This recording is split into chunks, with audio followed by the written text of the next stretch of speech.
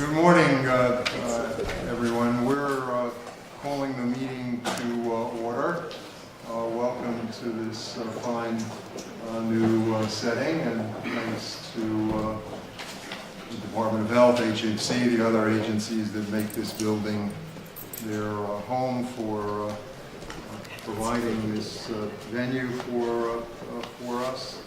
Before we get into the business of the meeting, which will start out with an opportunity for public comment, given that we have several decision items for the board on the agenda, the extension of variances, and we'll get to that as soon as we deal with the minutes, and I get the opportunity to introduce a new member of the Board of Correction, his first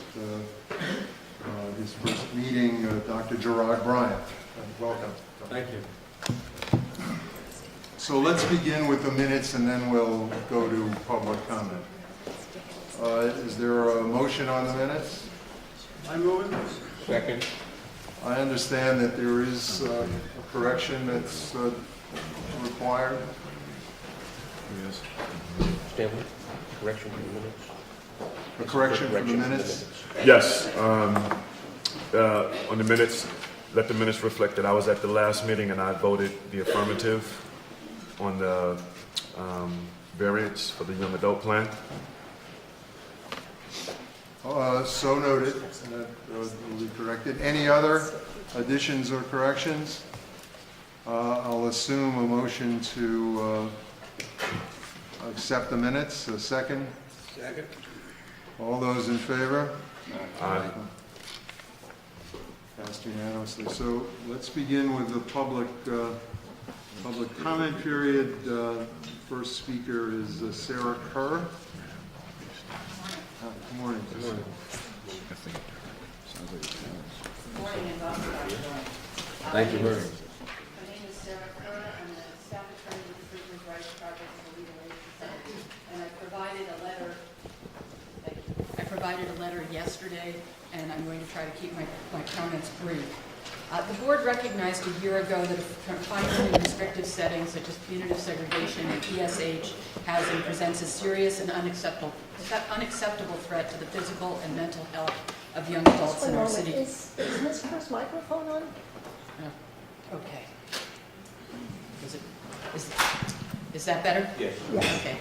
I'm going to start again. The board recognized a year ago that confinement in restrictive settings such as punitive segregation and ESH housing presents a serious and unacceptable threat to the physical and mental health of young adults in our city jails.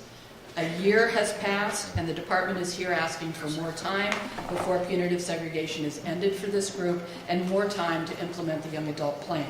The context of this request comes on the heels of the department not only indicating that they are not ready with appropriate space in the jails to implement a young adult plan, but also with an attempt to move young adults to the most isolating and restrictive settings in the jails at NYC and West facility, and to outfit those areas with more extreme punitive restraining tools, devices to shackle young people by their feet and arms. There is a lack of program space, classroom space, and day room space. Recreation is in cages. The department's assertion that these areas are general population and comport with board standards does not reflect the reality of their operation and their lack of suitability for the purpose of housing young adults and implementing programs for them. In fact, these actions reflect a retreat from and abandonment of the purpose of the board's rulemaking a year ago. The reluctance to provide for due process protections is alarming.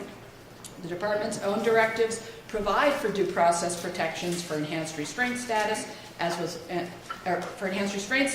ordered by the federal courts in Benjamin in 2001.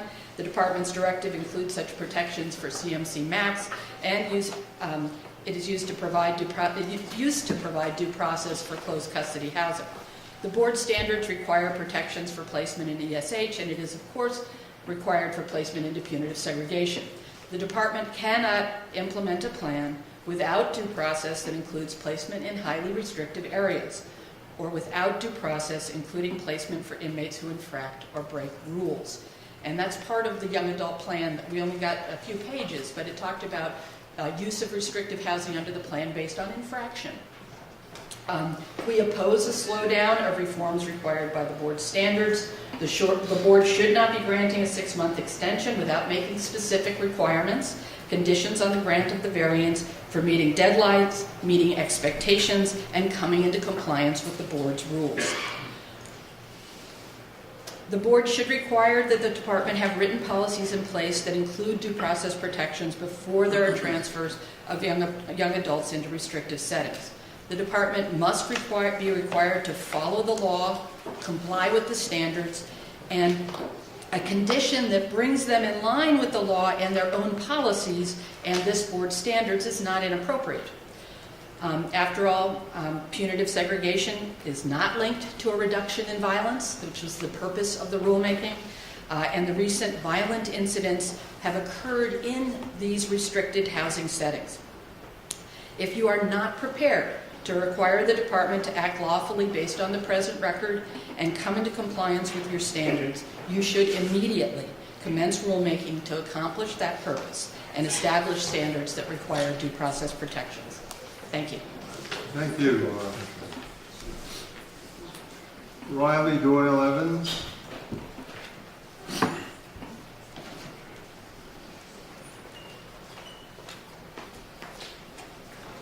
Good morning. Good morning. Good morning. Sorry about my timing. There was quite a line outside. Riley Doyle Evans on behalf of Brooklyn Defender Services as well as the Jails Action Coalition. I submitted written comments to you all yesterday, and I hope that those are useful to you.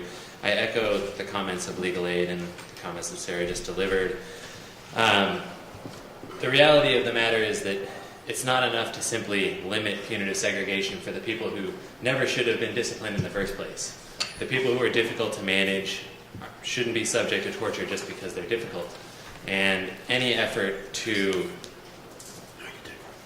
prevent the use of torture in New York City has to apply to everyone, not just the people who are easy. The fact of the matter is that if there will not be due process included in any restrictive units, the board must commence rulemaking to ensure that people are protected and that placements in restrictive units that, while they may not be nominally punitive, are nonetheless similar in structure, similar in restriction, similar in infrastructure to punitive segregation or other units that might be torturous. We encourage the board to monitor closely implementation of all aspects of the young adult plan and to impose conditions or commence rulemaking immediately, not only on restrictive units for young adults and adolescents, but also for adults throughout the system. My written comments include data obtained through a FOIL request to the board regarding restrictive units throughout the department, including administrative segregation, where there are more than 300 beds currently being used by the department. Our clients in these units in administrative segregation and in other units report that they're locked down more than they're locked out. This becomes de facto solitary confinement and it becomes group punishment. It's nonsensical. It doesn't help jail safety, and in fact it foments resentment and violence. We urge the board to not simply create rules which will solidify restrictive units in perpetuity, but if units are not effective in controlling violence, they should be closed. The department should be prevented from operating units that are simply restricted for the sake of being restrictive and don't serve any purpose towards safety. It's a little bit difficult to comment in a lot of detail now about what developments are happening until we hear from the department, and so I've signed up to speak at the end of the meeting as well, and so I hope to deliver more useful comments at that time. Thank you. Thank you. Those are the only two individuals who signed up for comment at this point in the agenda. So we will move into the formal agenda, which begins with the HHC update, and that will include proposed limited variances.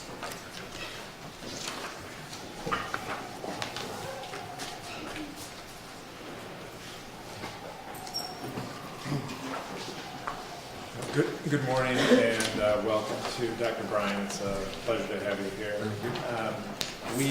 I believe we're putting off the update until we had wanted to have Dr. Raju come and give a more formal update. That's fine. More comprehensive, so we'll do that at the next meeting in February. Absolutely. And so there are three existing variances that we wanted to request continuation of. The first is for tuberculosis screening using the interferon gamma release assay. It's a blood test, highly effective, allows us to have a result for patients even if they go home, unlike the skin test. Any questions? Should we move the motion to the variances? Yeah, we're going to be doing these things individually. So let's get a motion. I move that we accept this variance. Second. And any discussion? Just to say, this is a continuing variance. I've reviewed the recent data with Dr. Ventures. I think it's a model national program for control of tuberculosis. Thank you. That's good to know. Any other discussion? So we're going to call the question, and we're going to have a roll call vote, which this will be the pattern of the future, so consider this the first test run, and maybe the smoothest way to do this is to deal with it physically. Start at the right end of the table, and as you register your vote, please first state your name for the record. Steve Safier, I support. Stanley Richards, support. Diane Hamel, support. Bobby Cohen, yes. Gerard Bryant, support. Derek Cephas, support. Stan Bresanoff, support. Please continue, though. Thank you. The second variance is to request a continuation of the ability to see patients who are stable patients for their psychiatric visits on a 28-day schedule. These are patients who are on psychotropic medications. Currently in the jails, there are approximately 3,000 patients who are receiving psychotropic medications. The patients that are in the mental observation areas, about 700 of them, they receive psychiatric encounters on a much more frequent basis. Out in the general population, there's also another 1,200 who are receiving psychotropic medications, but we don't feel are safe to be on this longer 28-day cycle. But there are patients, just like in the community, who receive psychotropic medications and who are stable, who we feel do not need to be seen every 14 days. And in fact, putting them on what would be a community standard of encounters allows us to do much more for the patients that are decompensating or require more clinical intervention. Let's start with a motion. Move. And a second. Second. And we can have a discussion. Yes, Dr. Question. For the persons who are in RHU, PSU, enhanced restraint, maximum security units, what is the policy regarding renewal of psychiatric medications for patients who are in restricted units? In restricted units, it would be based on the clinical needs. So many patients who are on psychotropic medications who are in those units are on a 14-day cycle. There also could be patients who are receiving a psychotropic medication who are very stable, who don't, and remembering that this is just the psychiatric encounter. Talk therapy, individual therapy with social workers, those are going on in parallel fashion. If there's any indication that those patients are not doing well, that their symptoms are exacerbating, they would be on we would move them to a more frequent schedule. But my understanding is we have patients on both types of schedules, and it's really based on what's the need of the patient. That encounter with a psychiatrist takes place in a confidential setting. It's not through the bars. Absolutely, absolutely. Like patients who get 7-day variances and might spend 30, 60, 90, 120 days in solitary confinement, they would still just be seen, if they were psychiatrically stable, they would still be seen on the longer period of time. That small group of patients, the mental health staff has taken efforts to see more routinely. I don't know if it's more social work encounters or more psychiatric encounters. Also, many of the patients who are on antipsychotics, health staff are working hard to make sure that they're in a treatment setting, but I can look at those specific patients and let you know. Get back. If you could report that. Just a question, why are we dealing with this as a continuing variance? It seems like a really sound practice. It allows HHC to really target the most neediest. How come we're not dealing with this as rulemaking instead of a continuing variance? We, approximately a year ago, we sat down and with the Board of Correction members and went through the mental health standards and gave comments on comprehensive changes and updates, including this. And then you all know better than I, but at some point that process was seconded to a more focused rule change. But we have, in fact, had a very good back and forth and offered up great this and other ideas for how to improve the mental health standards. I think maybe I can inform my colleagues as well. When Kathy Potler was the executive director and the board had commenced rulemaking on solitary confinement, we also were looking at the rules with respect to all the mental health standards, general health standards, disciplinary standards and the like, and I believe she actually did some drafting of those, and she passed away, and we have new leadership and new board members, and then we got, as you said, very, very focused on a limited reduction of punitive setting and the like. So I believe it's our intention to commence rulemaking of that at some point in the near future. Yep, thank you. Additional questions or comments? Okay, we'll call the question on this, since we already have a motion and a second, and we'll do it the same way. So, Dr. Safier, I think you're first. Is there some? It's Michael now. Mike is. Would you explain the rules to Michael? Say your name. Michael Regan, I agree.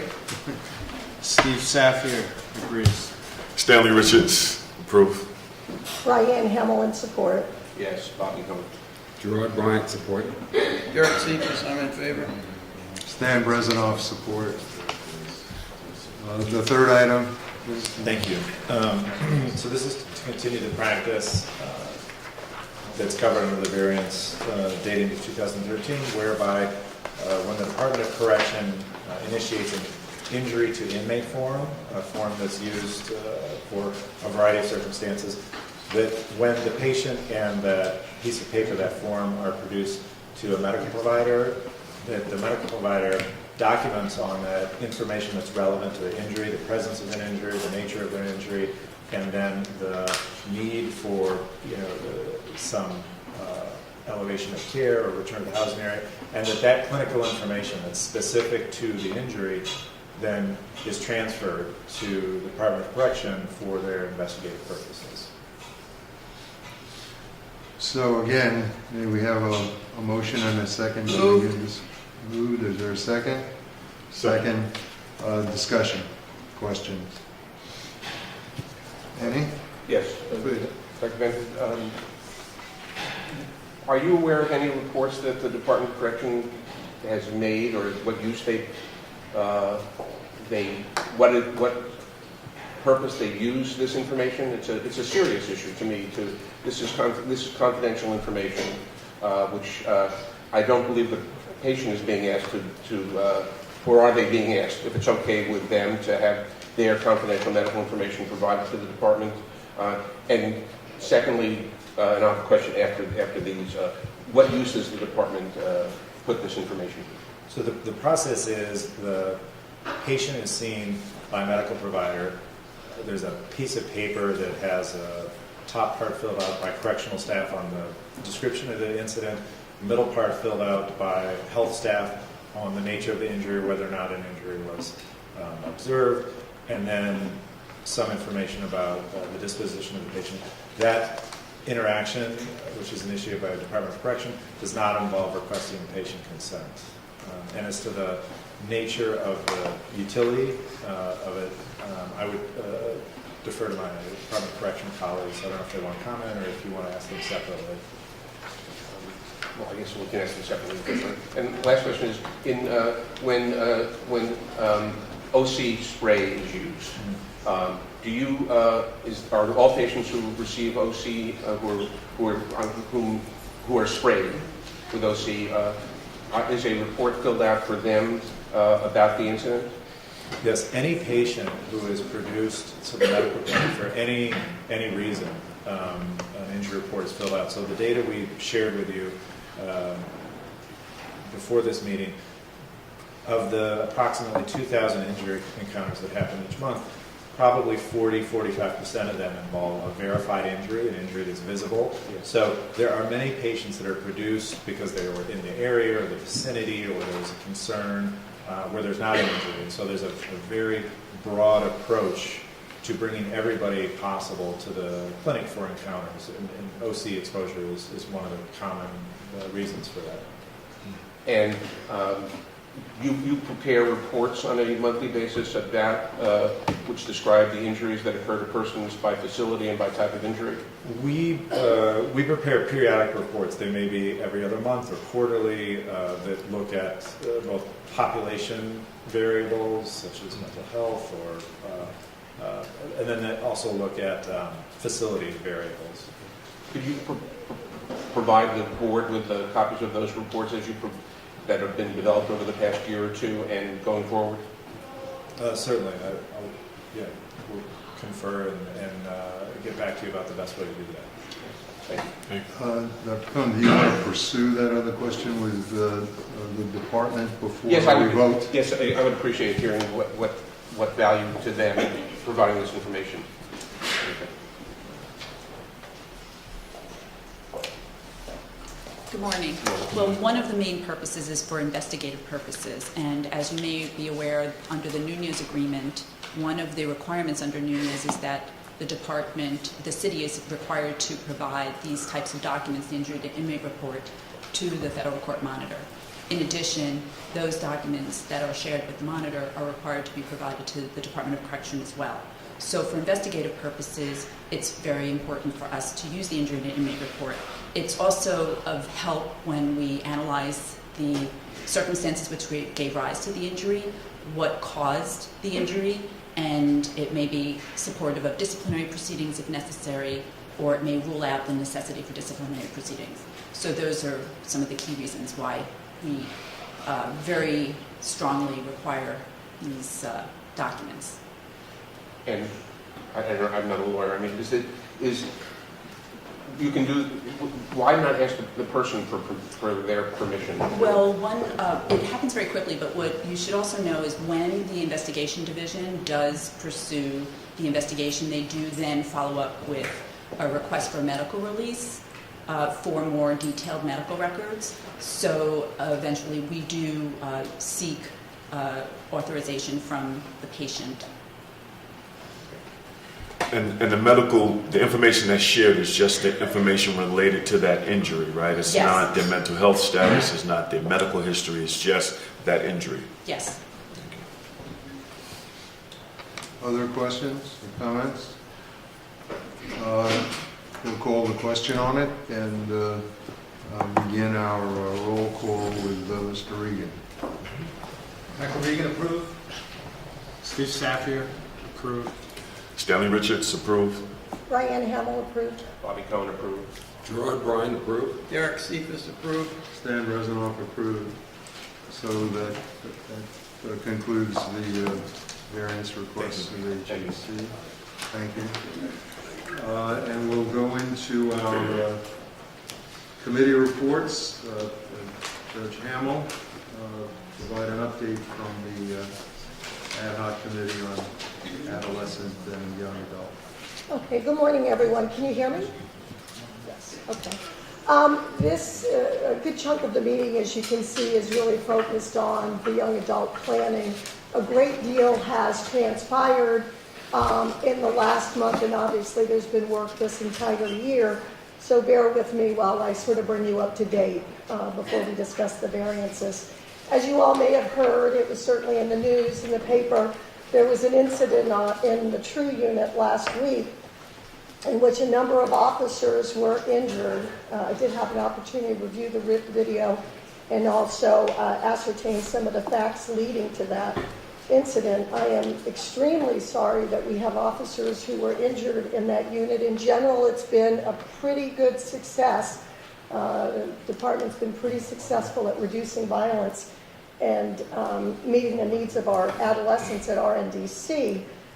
Regrettably, it appears that there were some failures, which I think are really important to note, because I don't want people to think that True in and of itself is a failure. I don't believe it is. In this particular case, it appears that there were not enough officers. There were 8 adolescents and only 2 officers assigned. The assigned officers there were not steady officers. They were not equipped with functioning chemical spray. It appears only one when a captain arrived, only one had chemical spray, which malfunctioned and did not work.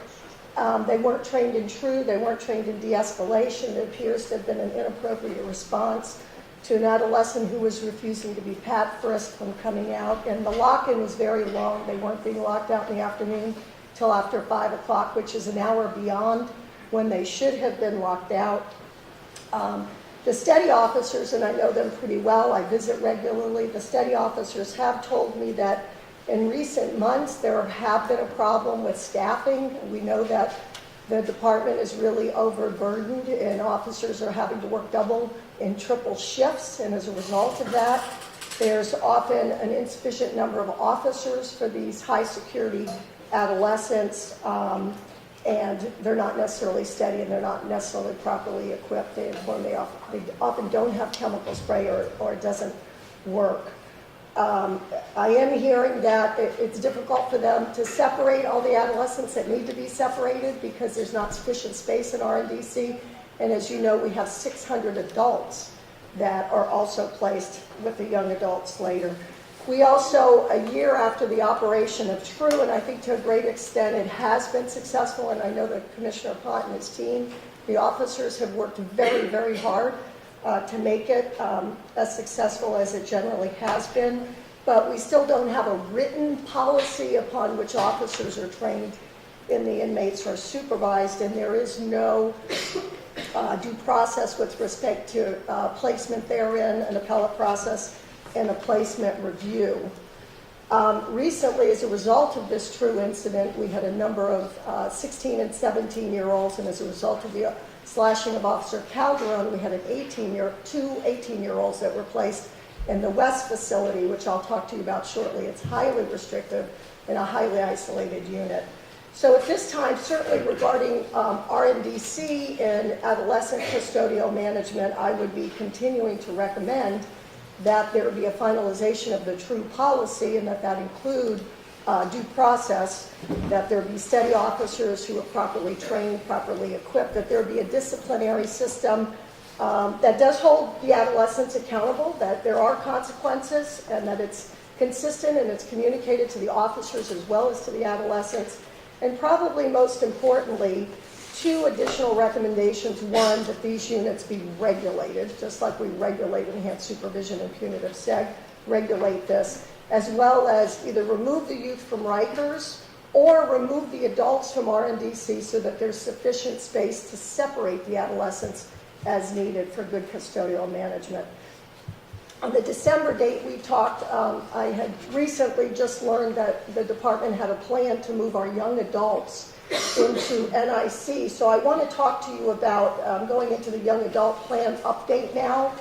I spent about 5 hours on Friday out at Rikers, sort of in search of where there may be good secure units that we could place young adults while we're either seeking to end punitive segregation or when punitive segregation is ended, because we know that there are some very violent and very dangerous young adults who are not going to be able to be placed in general population.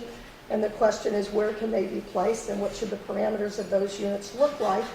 The Board of Correction staff had informed me about NIC, but I went to see it for myself. It's not currently opened. It had been renovated. There was a plan to move young adults there. The staff informed me they didn't believe it was appropriate because they couldn't really meet the needs of the young adults It's highly restrictive. There's essentially 2 inmates in 2 cells, and it opens up into a little caged area, and that would be the extent of where they're permitted to go, other than when they have escorted movement under complete enhanced restraint status, including cuffs during law library and leg pistons during school. Very small programming space, very small school space, and all these young adults would be entitled to 3 hours of education should they wish to be educated while they're at Rikers. It's my understanding from my meeting with Commissioner Pont yesterday that he's agreeing not to place the young adults in NIC at this time, and I'm certainly very pleased to hear of his decision. There's also the West facility, as I've informed you. We've had 16, 17, and 18-year-olds recently placed there. It is a highly restrictive unit. They're contagious disease units. They're designed to prevent the spread of contagious diseases. So they're fairly insulated. It's extreme isolation.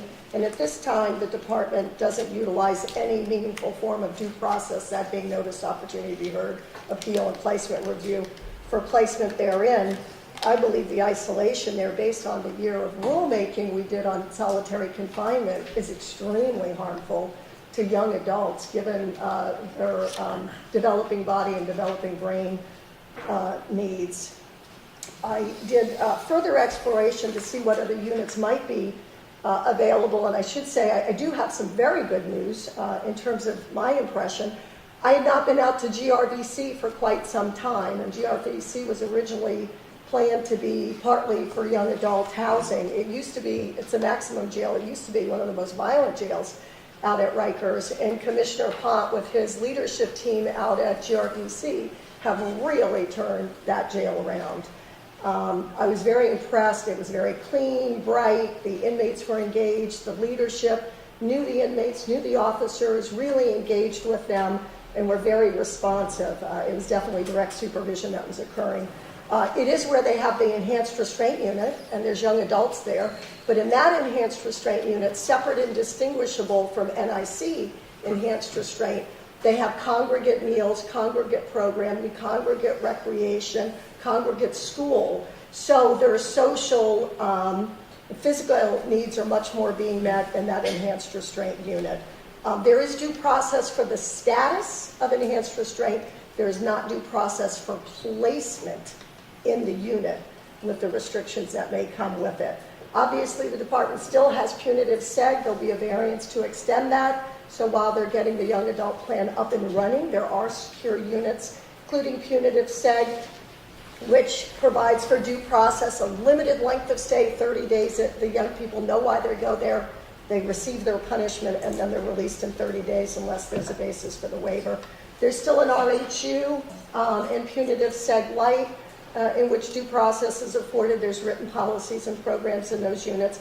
And of course, we know we still have the enhanced supervision unit. So while, and Commissioner Pont will be talking about his young adult plan, while that plan is getting up and running, there are units where young people can now be placed for safety and security of our officers and our young adults that afford due process and appropriate programming in certain circumstances. I did have an opportunity to meet with Commissioner Pont and his team yesterday. He will be discussing his plan. I think there are some things that are extremely promising about the plan that includes an intake in GMDC coordinated with HHC, staff training, programming, really a focus on the needs of the young adult. Main concerns is progress. We need to continue to progress, and I understand why it needs to be slowed down, and the Commissioner will explain that. My primary concerns with the plan really focus on the restrictive units. The Commissioner, to his credit, and the Department of Correction leadership has convened an adolescent and young adult advisory board that essentially has met for a year on a weekly or bi-weekly basis, contains many of you are members and you have expertise in juvenile justice correctional matters, and I know you've been weighing in and giving your opinions. The plan that was put forward yesterday did not include, at the time of piloting these specialized units for the young adults, it did not include written policies in advance and did not include any meaningful form of due process. nor did it include a statement of full compliance with all of our minimum standards. I think my 2 years on the board, one thing that I've learned for sure is that good correctional policy, you need due process and you need a written policy to ensure compliance with good correctional policy. Your youth are much more likely to cooperate if they're given notice as to why they're being placed in a restricted unit, what's expected of them. There's an appellate process and there's a placement review. It's a way to ensure we don't have arbitrary and capricious decision-making when you're talking about what could be 100 or 200 young adults placed in these units. And when we look back at enhanced supervision, which originally there was proposed rule to create enhanced supervision units without any due process, the board itself took a very careful look and said, no, that's really a restriction of Board of Correction minimum standards and also some constitutional rights. So we do, in fact, have to regulate that unit. Without going into the actual young adult plan itself, when you look at when you're provided a more detailed version and you see what the criteria is for the secure unit, it looks very, very similar to the enhanced supervision unit. So the young adults are entitled to due process for that unit right now, and likewise should be for this as well.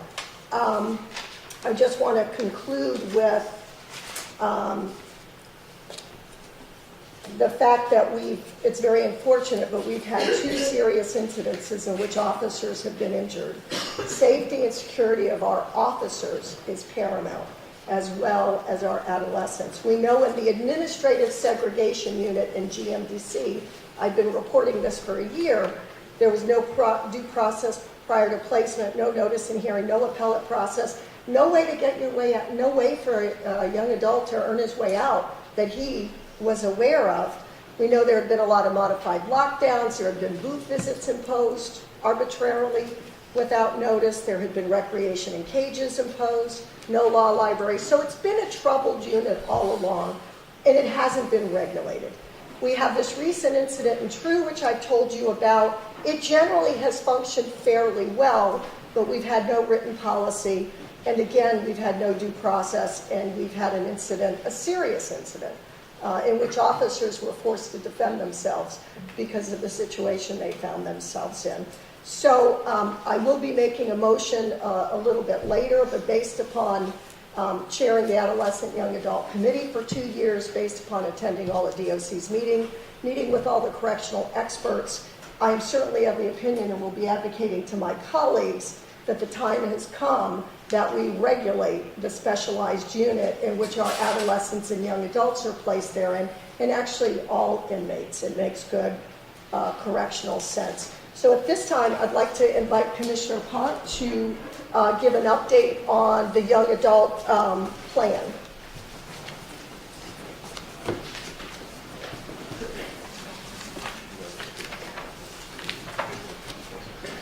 All right, Marty. Good morning. Good morning. Dr. Bryant, welcome. Thank you. So I won't go into a lot of detail. We've submitted to the board some conceptual papers in draft form on things that we believe we will need to accomplish in moving forward. But I only one, while we've had some discussion this morning about where we're at, or that we're backing away from what we've said we were committed to doing. We, the Department of Corrections, are in fact the ones who drafted the plan. We included the 18 to 21-year-olds, since it was only 18-year-olds was part of DOJ.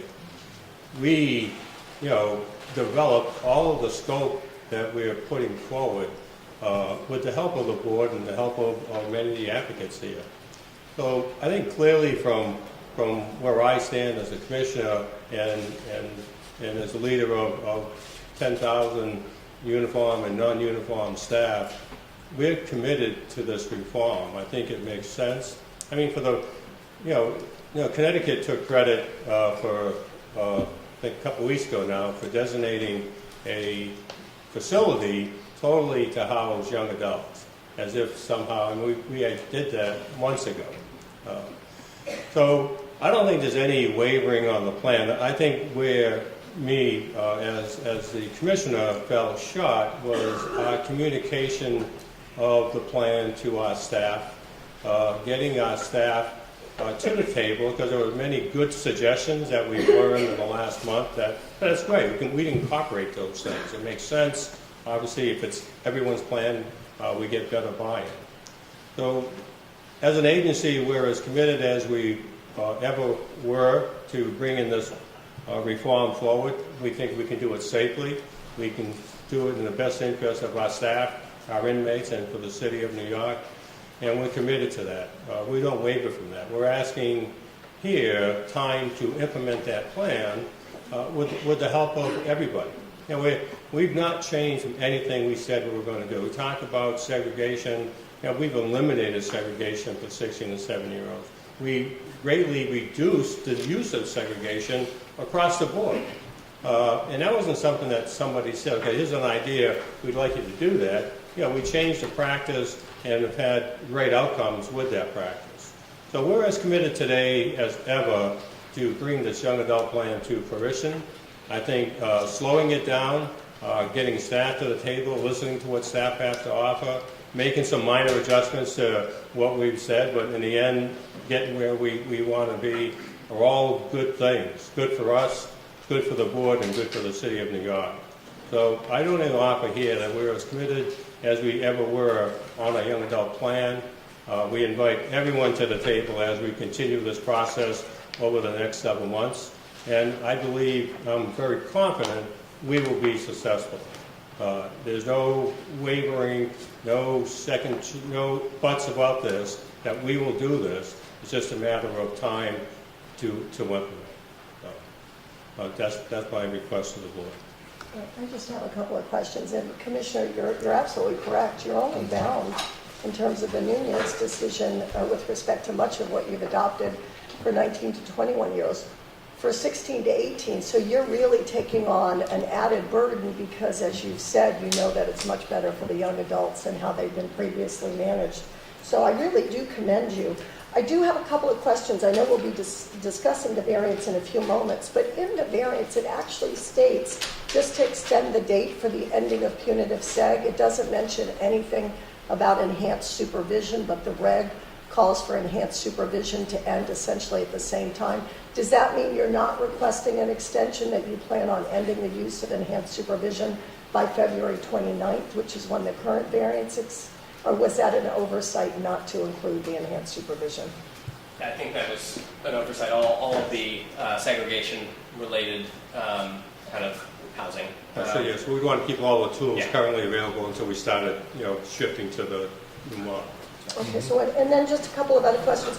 Are you at liberty to discuss at all the strategy for gangs? We know there's been a lot of discussion at various meetings and also in the press that much of this is gang related. So are you at liberty to discuss your strategy with how to deal with the gang related violence? I think clearly we need to devise new strategy. We have a strategy. We have a CIB unit. We're very aggressive in our intelligence gathering, working with NYPD. But clearly we need to do more. So we're, at this point, actually looking to other states to look at their strategies to see what things that we can enhance here in New York City. So we have a plan. Our CIB unit is increased in size. We're much more aggressive on gathering intel, but clearly we need to do more. My final question would be, we know there's an operational draft that you've shared with the board that the public doesn't have, but are you in a position at all to discuss some of the criteria you're considering for placement in true, shoe, and secure, and how secure is distinguishable in criteria from the true and the shoe? It would really be, I guess I would say I'd rather have the input of the collective experts out there to design these units so they can operate safely. I think to say, in my head, I think we should do X, Y, and Z would be too soon to even have that conversation. We know, and I agree, the second chance and true units at RNDC have been very effective. We've had unfortunate incidents recently with staff being injured, but in general, for a long period of time, they've been very successful. Will that model work well with young adults? Again, the evidence says yes. The evidence says that that age group that model would be very effective. But then the last piece of that is, then what do you do with the very violent inmates that we've seen recently in this age group, and how do you manage them? You know, I'd like to have the collective wisdom of everybody in the room. So this is a safe way, and we need our staff. The big hurdle for us is get the staff buy-in from changing from this model to this model, and convincing them this is going to work. It's going to keep you safe and keep their inmates safe. Thank you. Commissioner, it would be helpful for the board to get a sense, in addition to getting the buy-in of the staff, which is obviously of critical importance, what other things the department has to accomplish in the coming weeks and months in order to be able to achieve the goal of the original stipulation. So that we're in a position to monitor progress. Right, so we need to put the detail into the plan, so kind of step by step what has to be done. As we learned, and it's in the draft, the physical plant had deficiencies that we didn't foresee in the beginning. Develop the details of the plan. So it's not to say we're going to do X, we're going to create a true unit. Okay, so where's it going to be? Where's it going to house? Who's going to train that staff, and how? So that the nuts and bolts of how to move this plan forward, every step of the way needs to be built, and that's part of our commitment to the board, is to give to you that detailed plan that says on these dates, these are the due points or the roadblocks for the things moving forward. Thank you. Other questions or comments? Dr. Thomas? Just one question, and I know it's not up to you, but when are the adolescents going to get off of Rikers Island? I think clearly it's a goal in Nunez, but that I was disappointed that the city did not push itself to accept a date, but I wasn't at those negotiations. It seems to everyone, as far as I can tell, that it would be to everyone's, to the advantage of the department and to the advantage of the adolescents, 16 and 17-year-olds, not to be on Rikers Island. Could you tell us what the city is doing to end the housing of 16 and 17-year-olds in Rikers Island? I'll tell you what I can at this point. We've had many discussions with other agencies about the rehousing, where we would house these adolescents if we moved them off the island. We've had general agreement on, okay, if we do it, this is how we would do it. This is kind of where, which I'm not at liberty to say, and this is about what it would cost. Haven't got the total, part of that would be to develop a plan and you get the city hall to sanction what we believe. So there's been a lot of talk, a lot of discussion. I think we have a pretty good idea of what we'd like to do, just to get all the I's dotted and T's crossed and say, okay, that's it, and we're going to move forward. So there's been a lot of work. There really has. We've met on it. We've talked on it. We've met with other agencies. The raise the age was always the kind of the caveat out there, but raise the age, and it's no longer DOC. So we even try to get that in play to say, okay, if they did, and we had a unit operating off the island, and that's so we would have those conversations of how we hand it off at some point. So there's been a great deal of discussions that I just can't publicly say at this point, but I'm confident that the mayor's office and us are moving toward that end. Thank you. Just want to make a statement, and I think it's important. You're absolutely right, Commissioner. I'm looking at some data here around punitive seg. In January of 2015, there were 423 people in punitive seg. Today, there are 188. So I think absolutely you have been doing an amazing job in reducing the utilization of punitive seg. And I personally look forward to working with you in formalizing and finalizing the young adult plan and to look for alternative ways to both hold the people accountable, keep the jail safe for both the officers and the inmates, and to continue the work that you've been doing. I just think there's so much perception in media and stuff about the jails. When I look at the data, you're absolutely right. You have significantly reduced the utilization of punitive setting. I want to thank you for that. Thank you. To continue the discussion, if there is more to discuss, we should turn the proposal for the limited variance into a motion and a second, and then discuss it with particularity. Move the item. Is there a second? Which item? The first variance request. The time frame for the separate housing. That's, so once it's on the table, we can have okay, it's been moved and seconded, and the floor is open for a discussion of that item.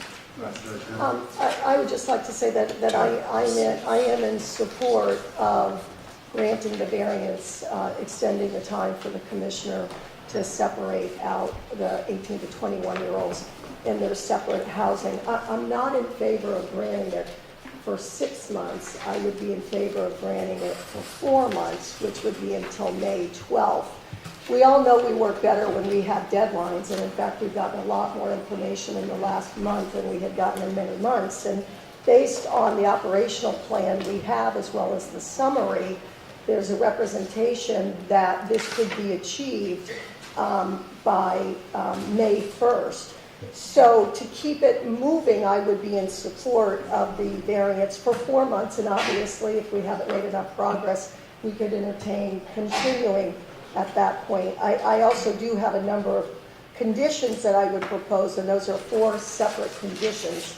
I don't know if you'd like me to discuss those now. Well, the constraint I'm now operating under is one at a time. So let's consider conditions as the equivalent of amendments and handle them in the same motion and second approach, and each one getting a separate discussion. But aside from the timing question, I think the other 4 are sort of grouped. I think I'd like to have all of them mentioned so that the discussion can be more comprehensive and not so singular as to ignore implications from one affecting the other. So on the timing, let's treat that as a motion to extend for 4 months, and is there a second? Second. And now the discussion begins. And I may, though this is solicit a response from the department as well as to this. So we're just discussing now the For 4 months. or we're discussing the conditions as well? No, we'll do the conditions after, just for 4 months. So, discussion on the amendment to turn the time frame into 4 months, to reduce to 4 months. And since no one's leaping in, I'm going to ask the department for a response to that time frame.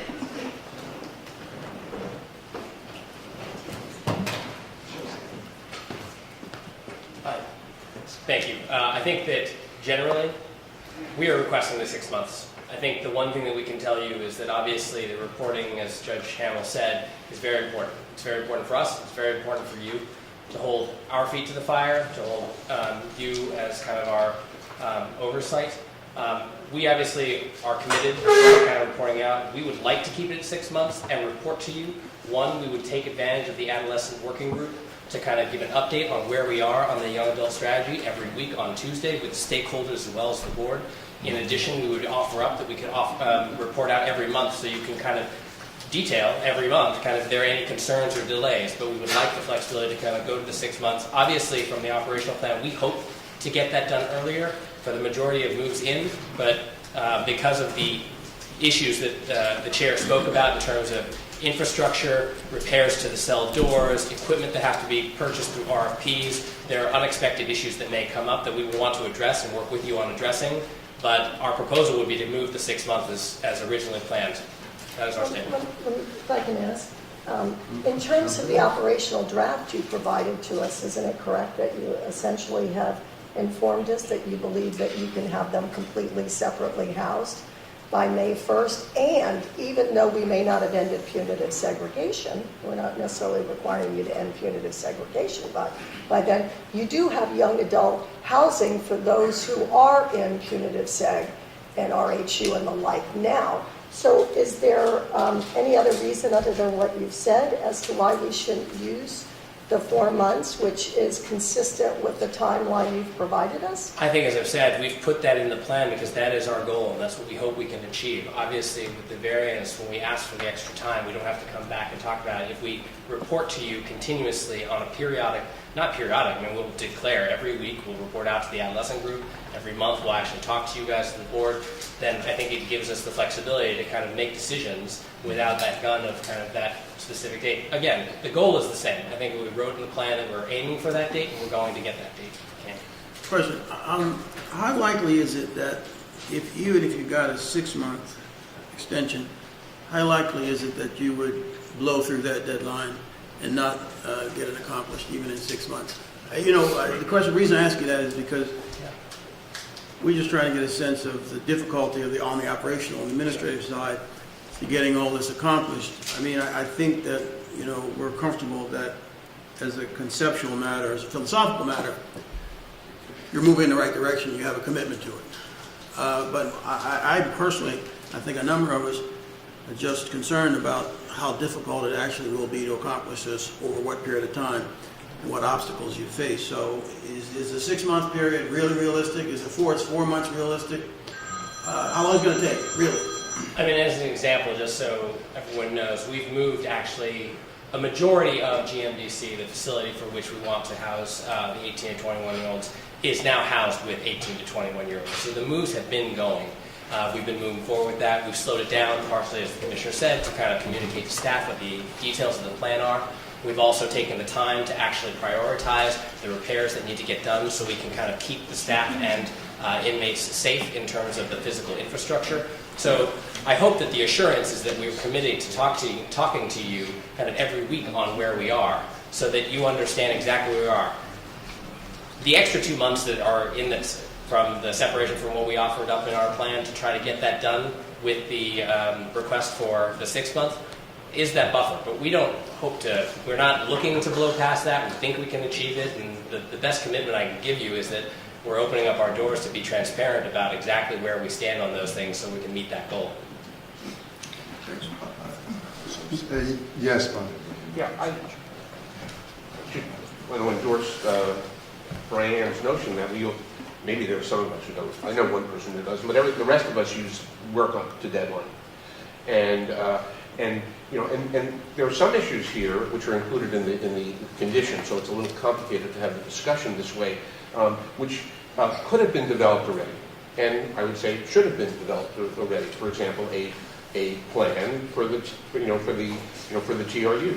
I mean, there could have been changed based upon things that happen right now, but there are lots of programmatic issues here, including the RNDC issue, which we're not talking about, where the department has not come up with policies and procedures in a timely manner.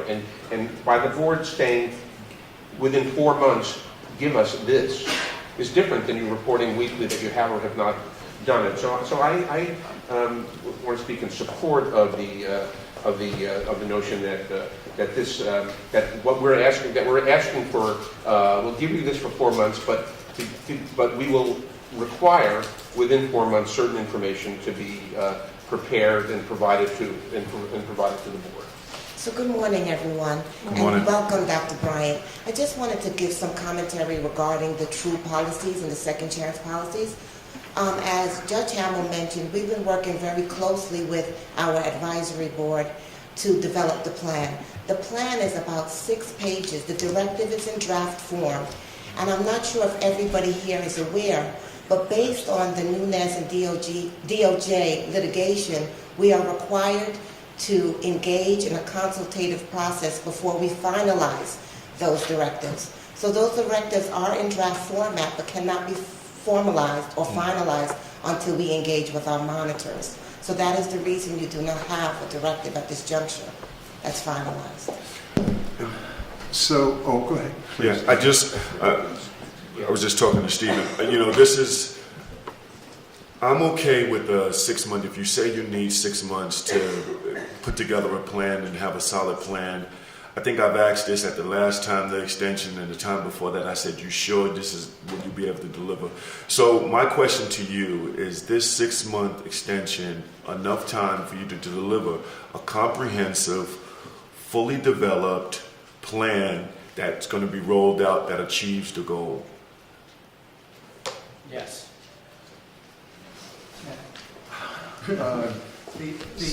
Jeff, I have one. Yes, please, Mike. Go ahead. I think, excuse me, Jeff, one second. Yes. I agree with many of the things my colleague Stan's been saying today, but I also want to point out, I'm a bureaucrat.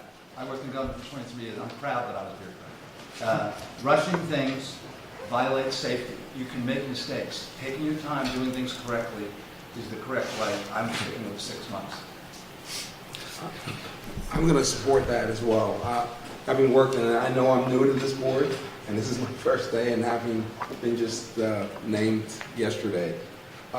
My experience in corrections is things take time, and that to rush through things, and I don't know how long this has been going on and how long it's been hatched, but I'm all about safety and security of the institution, the staff, and the inmates. And I think that we have to proceed cautiously. I understand, I know that there have been some deadlines that have not been met, I understand that, but my sense is that things do need to take time. And we need to allow you some time to formulate some of these policies and put things in place so that people don't get hurt, to the best of our ability. And I think that's where our responsibility is, to both the staff and to the inmates, to make sure that this plan is going to be hatched appropriately. Thank you, Dr. Bryan. I'm going to support the 6 months, but in some sense, this isn't the weightiest decision that we're going to make, because the truth is, if 4 months were not enough, we'd obviously have to extend. But I think there's an important implicit message in accepting the 6 months, and that is that Commissioner Pont, who we've all recognized has done a terrific job in creating essentially a new vision for the department and moving the agenda associated with that vision in a remarkable way, especially contrasted with the rest of the field and the rest of the country. And he has declared that he needs 6 months to achieve this, and I think the board ought to recognize that and acknowledge that he's the best judge of this. Any other comment? We're going to call the. I'm sorry. Yeah, I'll just make a comment. I have been in full support of the commission. I've been working with him since he's arrived, but I've been working a full year. And again, it's my opinion that 4 months will get more progress. I'm confident he's committed to doing it, and because I don't want to vote against the variance, because I am in support, then I will go along with 6 months. But I just hope, we really do see the progress that you're saying that you believe you can make. I know you've said you transferred inmates as of about 2 months ago. The transfers really slowed down. Other than 18-year-olds, there's only about 400 young adults there. There were 400 there 2 months ago. So there hasn't been much movement, and I understand why. We did have one incident, and maybe some other minor ones. But, and we did get an operational plan that has a little bit more flesh on the bones, but not a lot. So we really need to, if this is your intention to do, and I trust that, and I hope that you will use the Adolescent Young Adult Advisory Board to discuss this so we can move this forward, then I will support the 6 months. But I just truly hope we're not back here in the same position 6 months from now, which is where we were in October, December, and then January now. Dr. Safer? Jeff, why don't you surprise us and do 5 months? And 2, We'll aim for it. I'm not a bureaucrat. Why don't you just do 5 months? You'll win a lot of goodwill. Let's get it done. I'll vote for 6, but I want you to exceed it. That's my point. This is like too much. That's how he runs Montefiore. It's very Well, look, we're going to put everything together. Dr. Coe.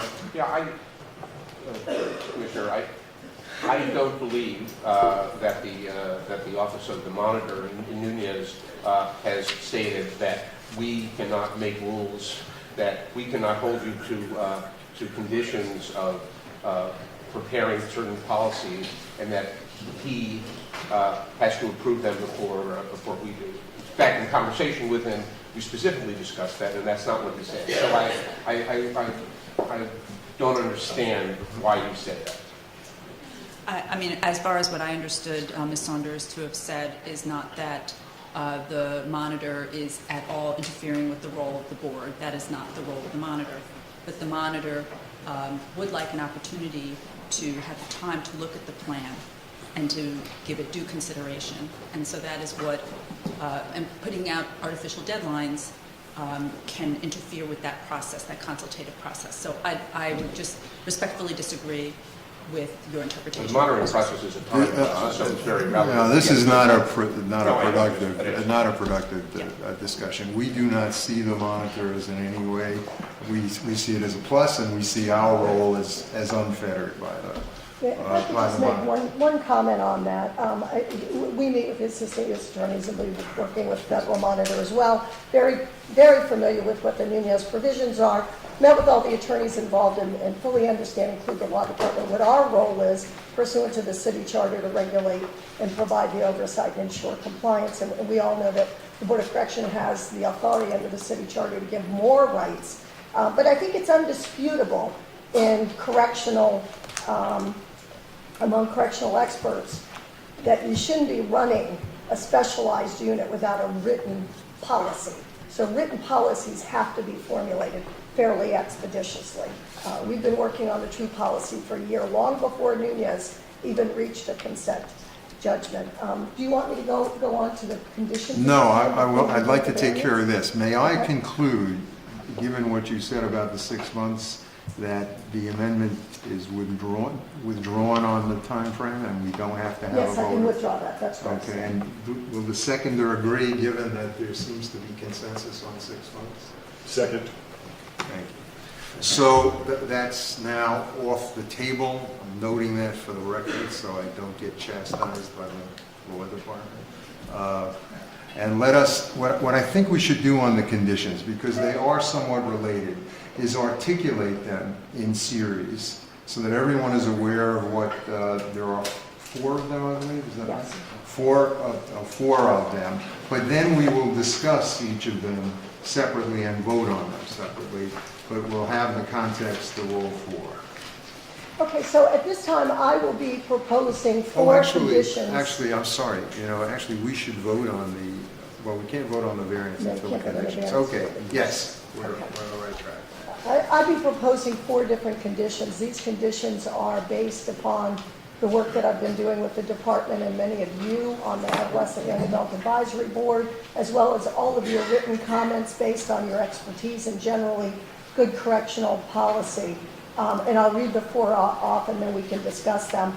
That by February 12, 2016, the department shall provide to the board a detailed description in writing of 1, each type of restricted housing unit referenced on page 3 of the department's Young Adult Plan Update 2016, namely the transitional restorative units, second chance units, and secure units collectively. Restricted housing units, and 2, the level of restrictions for each restrictive housing unit. That's condition number 1. Condition number 2 that I would be proposing is that during the pendency of the variance, before the transfer of any young adults to the restricted housing units referenced on page 3 of the department's Young Adult Plan Update 2016, namely transitional restorative units, second chance units, and secure units, collectively restricted housing units, the department shall provide the Board of Correction with written policies concerning each of the restricted housing units. Condition number 3, during the pendency of the variance, the department shall provide monthly progress reports in writing to the board. Each report shall provide updates to the young adult plan and a timeline for its implementation. The department shall provide its monthly progress report for the month of January by February 1st, 2016, and shall provide a progress report for each month thereafter on the first business day of the following month. The monthly progress reports shall be posted on the board's website.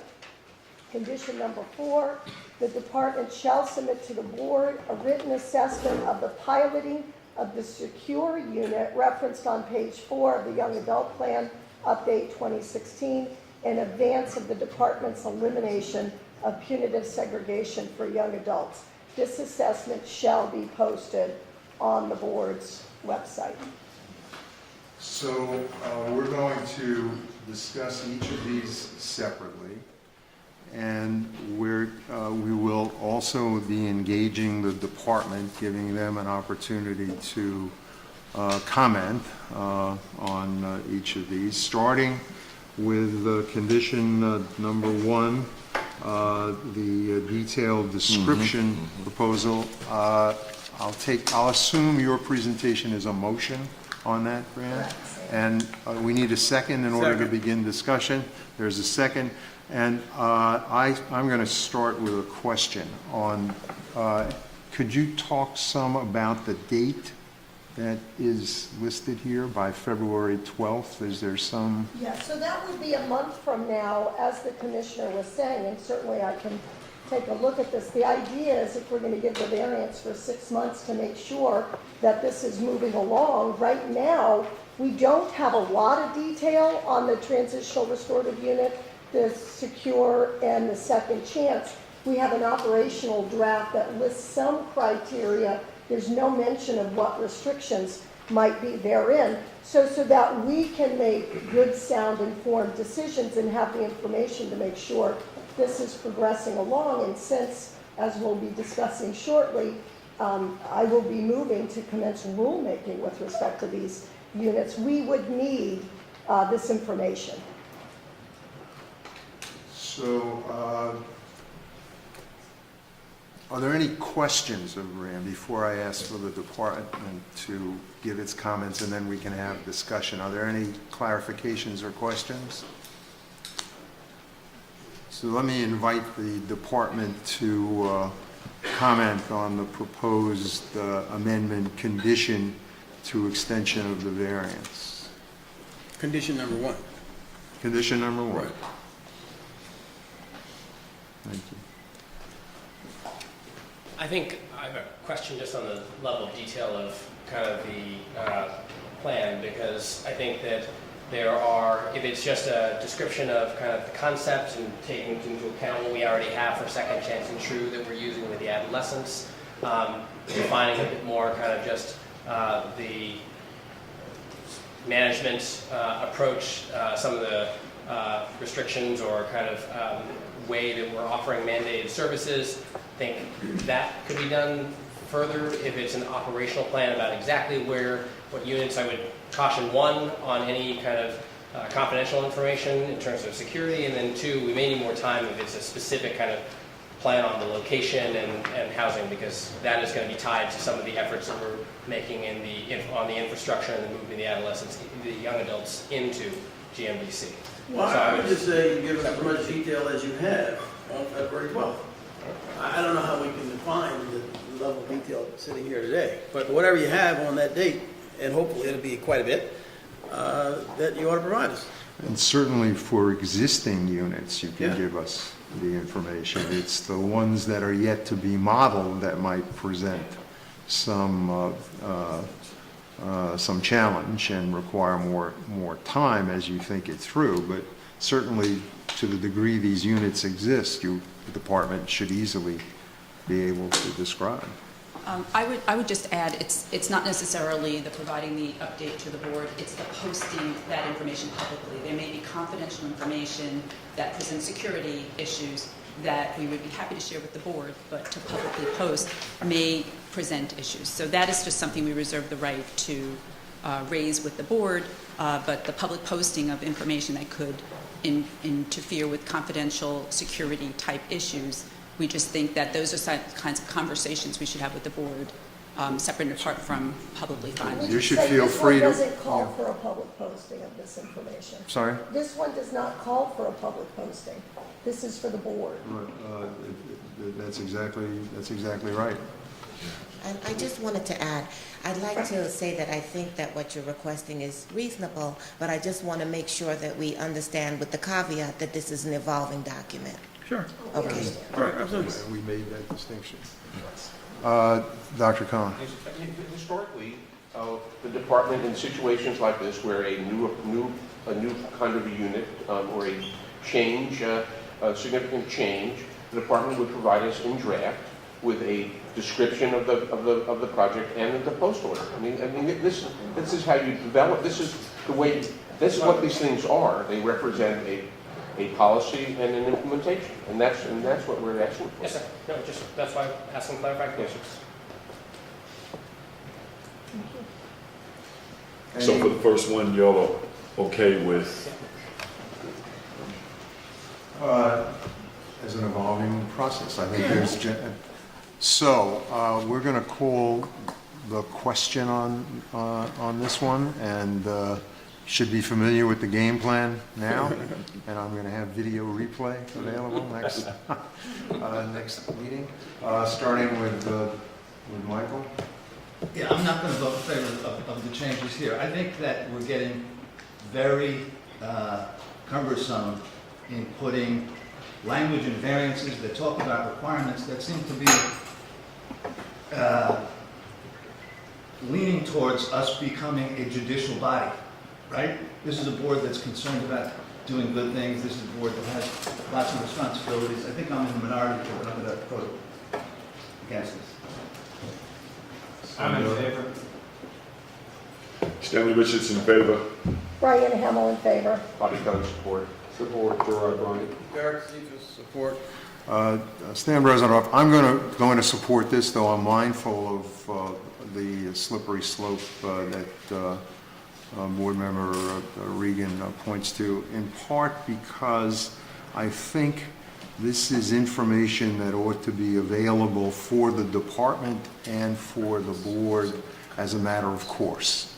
That these are, knowing what things are, it ought to be fundamental to the operation and to our understanding, and being better informed makes us better able to make judgments that can be supportive as well as providing oversight to the department. So that condition passes by with one negative vote. Now we move to condition 2.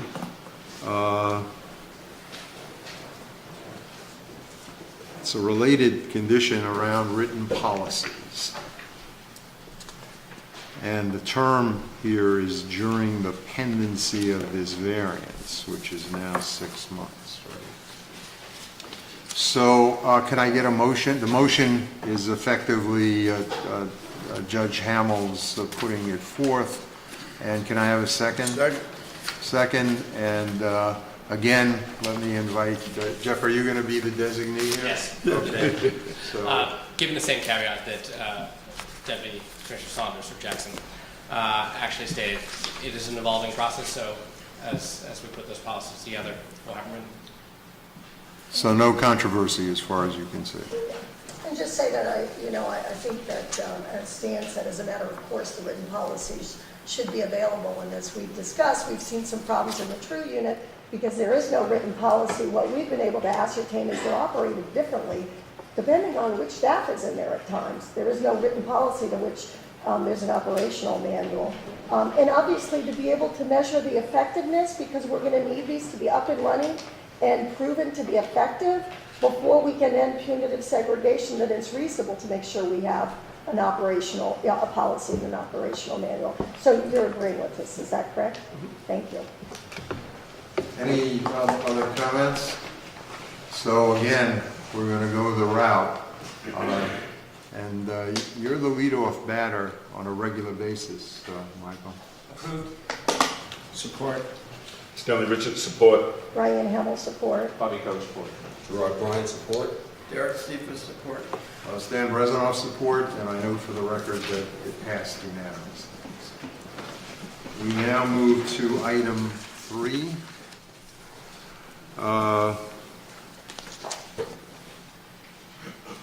This has to do with monthly progress reports. So we have a motion and a second. Second, please. Second. As I'm being informed, as long as there's the confidentiality for any public posting, because of that, I think that is the one that actually has the requirement for public posting. So with any concerns on confidentiality of specific locations or other things that might come up, then otherwise, as I've already committed in a previous statement, obviously we're going to report our progress. I just asked Jeff, and I know, I understand that you'll be reporting it to the board, but we've gone through a rulemaking process in which we now have regulations, right? And this whole community was a part of that rulemaking that led to the regulation that Commissioner Pont and your team agreed to, that you're now seeking variances. For the community to be able to really weigh in on the regulation, they would need some information, and as you've said, you're willing to discuss it weekly at the advisory. Is there any objection to at least the posting? Like, you gave us 2 different documents for today. One was summary posting. I think that was more information than the public had ever received on the young adult plan. And one was confidential with additional information that you might have wanted kept. Do you have any objections to creating a progress report that can be public, so that the public is aware of the progress being made in the young adult? Yes. Please, Commissioner. You don't have to raise your hand. Thank you. I don't like to add, part of this process I find a little bit demeaning. We created an open committee to develop the adolescent plan. We invited anybody to the table, anybody. We had involved open discussion about issues and policies and practice. So all of those things have been there. So now it seems like the board wants to hold our hand on a process that we created very openly. And we have probably every advocacy group sitting out here has been part of that committee on a weekly basis, as Judge Hamill has. So there's no secrets in corrections, as they say. But we're not trying to do something underhanded here. We welcome the input. We welcome the involvement. Having the board being informed, monthly of, okay, what's the committee done in the month? It all makes sense. But it seems like we're going to expand this thing you can't. We'll never get to a decision if we get 900 people involved in the process. We have the weekly meetings. They're open to anybody who wants to attend. We've never, here you go. All right. We've never turned anybody away. We listen to feedback and comments. And again, we don't agree with everything, but everybody's at the table. I think we had a very open program to how do this evolves for us. And again, we welcome anybody. So I just think, kind of putting detail into a request here that, we voluntarily did. No one said, hey, you got to do that. We want, no, we have requests, people are there. It turned in from probably a 20-person meeting to like 40 people now, including advocates and board members and the like. So I just to move this along, we're committed to a very open program. We're committed to everything we talk about in the young adult plan. Anybody that wants to come into the room and discuss that with us, we're committed to anybody that you suggest that should be involved, that isn't involved, and we voluntarily did that. And we'll continue to voluntarily have an open discussion about all of these issues as it pertains to young adult plan. So, you know, I don't know if we need that kind of detail unless we've done something to the board, for the board to say, hey, we don't know what you're doing, you haven't involved us, because I thought we had. Yeah, let me just, if I could just speak, Commissioner, you have generally kept me very well informed, except for NIC. That was a big surprise when I heard you were going to be moving up to 40 young adults there.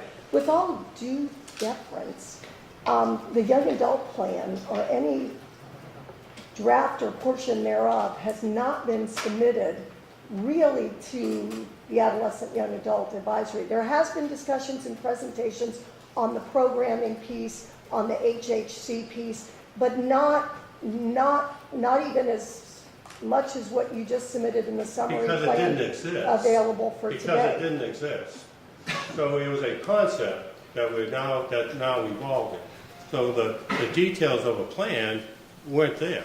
That's part of the intent of using the Young Adult Committee, part of where we were going with the Young Adult Committee. That's why we went from Adolescent Committee to Young Adult Committee. So as the plan evolved, the expectation would be putting it, as been said here, kind of putting the meat on the bone. What's that mean?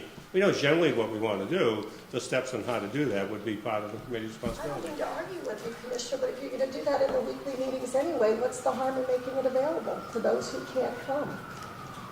I think, It doesn't need to be as detailed. just so we know Commissioner, what to- please, Commissioner, is it your concern about the monthly report or about the monthly posting or both? Because I want to... Again, I guess my concern is that we've had a very open process here that I think we've done a lot to keep the process open. Let me see if I can just tailor this for a minute there. When I see a concept like this as a monthly report, I think of it as a management tool. That as you're developing the young adult plan, you're going to have goals, objectives, milestones, and so on. And we don't want to do that for you. That's your business, as it were. But relative to the 6-month extension and the possibility that we may have to modify that or adjust to things that develop, it's reasonable for us to get reports on achievement of the key milestones that you set out and probably do internal reporting on anyway. Now, that's how I see it, not as an effort to handhold, but to keep us informed so that we can make the kinds of judgments that we have to. And it isn't the creating of a new report, or it's producing and letting us know how far along you are. Like you, I think, we were surprised by the emergence of let's use the lock issue, the locking mechanism issue. We just don't want to be surprised at the end of the period. So please do not see this as an effort on our part. I certainly wouldn't countenance it, and I don't believe any board member would, that we need to hold you by the hand. Quite the contrary. We just want information. Can I, Yes. Commissioner, do you have something you want to say to that? No. Okay. I think the only question I would just ask Judge Hamill if she would be agreeable to moving the date to the 5th day of the month rather than the 1st, because I think it's going to be hard to produce a report on the first day if you need to cover the entire prior month. So, Sure. okay. That would be by the 5th day. Yep, and it's just a progress report, so. Does that work for the department? Well, it's better than they have now, so Yeah. it's just 5 more days. And it should be what they're producing anyway. Yeah, right. So on the assumption that these are things that are being produced on a regular basis by the department, that this is not de novo or require special effort, I'd like to call the question on this. You're the lead-off person, Michael. I plan on voting for this item when it's finished, but I'm going to, again, for this reason stated before, I'm going to vote against these conditions. I think that we're just This is a lengthy process. Support. Stanley Richards, support. Brian Hamel, support. Bobby Coe, support. Gerard Bryant, support. Derek Cephas, support.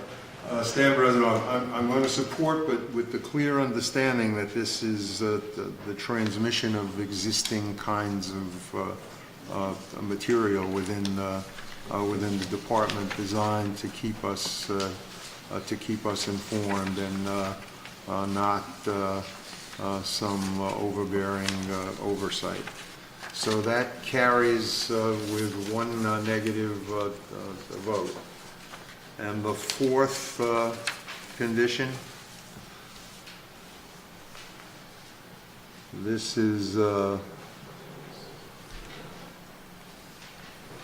written assessment of the piloting of the secure unit.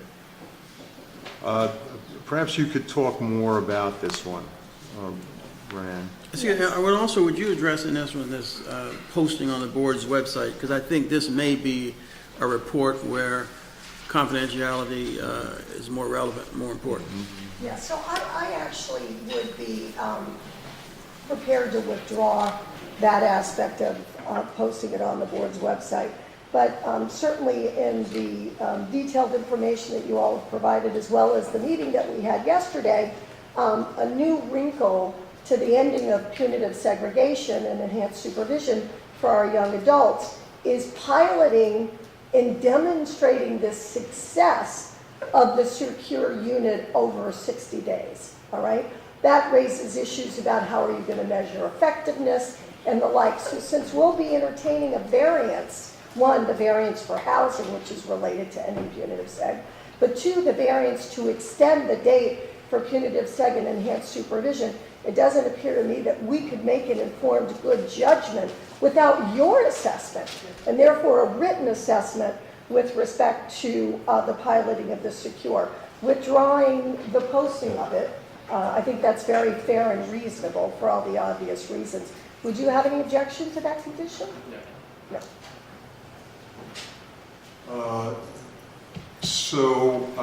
Let me see if I can sort this out. This has been moved and seconded as an amendment. And what's now being proposed is an amendment to the amendment which eliminates the posting. Can I get, that's a motion, and I need a second on eliminating that. Second. And now a vote. I have to do this. Michael Regan, approved. Stanley? Stanley, approved. Approved. Cohen, approved. Gerard Bryant, approved. Derek Cephas, approved. Approved, no explanation this time. That's carried. Now we go to the condition itself, which seems to have the endorsement of the department. Can we call we'll call the question on that, and Michael, kick it off, please. Michael Regan, approved. Support. Stanley Richards, support. Brian Hamel, support. Bobby Coe, support. Gerard Bryant, support. Derek Cephas, approved. Stan Bresnoff, approved. So with the conditions as amended, they get added to the, I'm getting it, okay, to the, oh, I know where that is. That's this one. The limited variance request regarding implementation of the young adult plan, and with the conditions, can I have a motion and a second? So moved. Is there a second? Any additional discussion? Oh, it would seem we've done quite a lot of discussing. Okay, let's start again. This is for the 6-month extension. Michael Regan, approved. Support. Stanley Richards, support. Brian Hamel, support. Bobby Coe, yes. Gerard Bryant, support. Approved. Stan Bresnoff, support. That brings us to the second variance request, which is for the the now time frame for eliminating punitive segregation. And what's before us in the request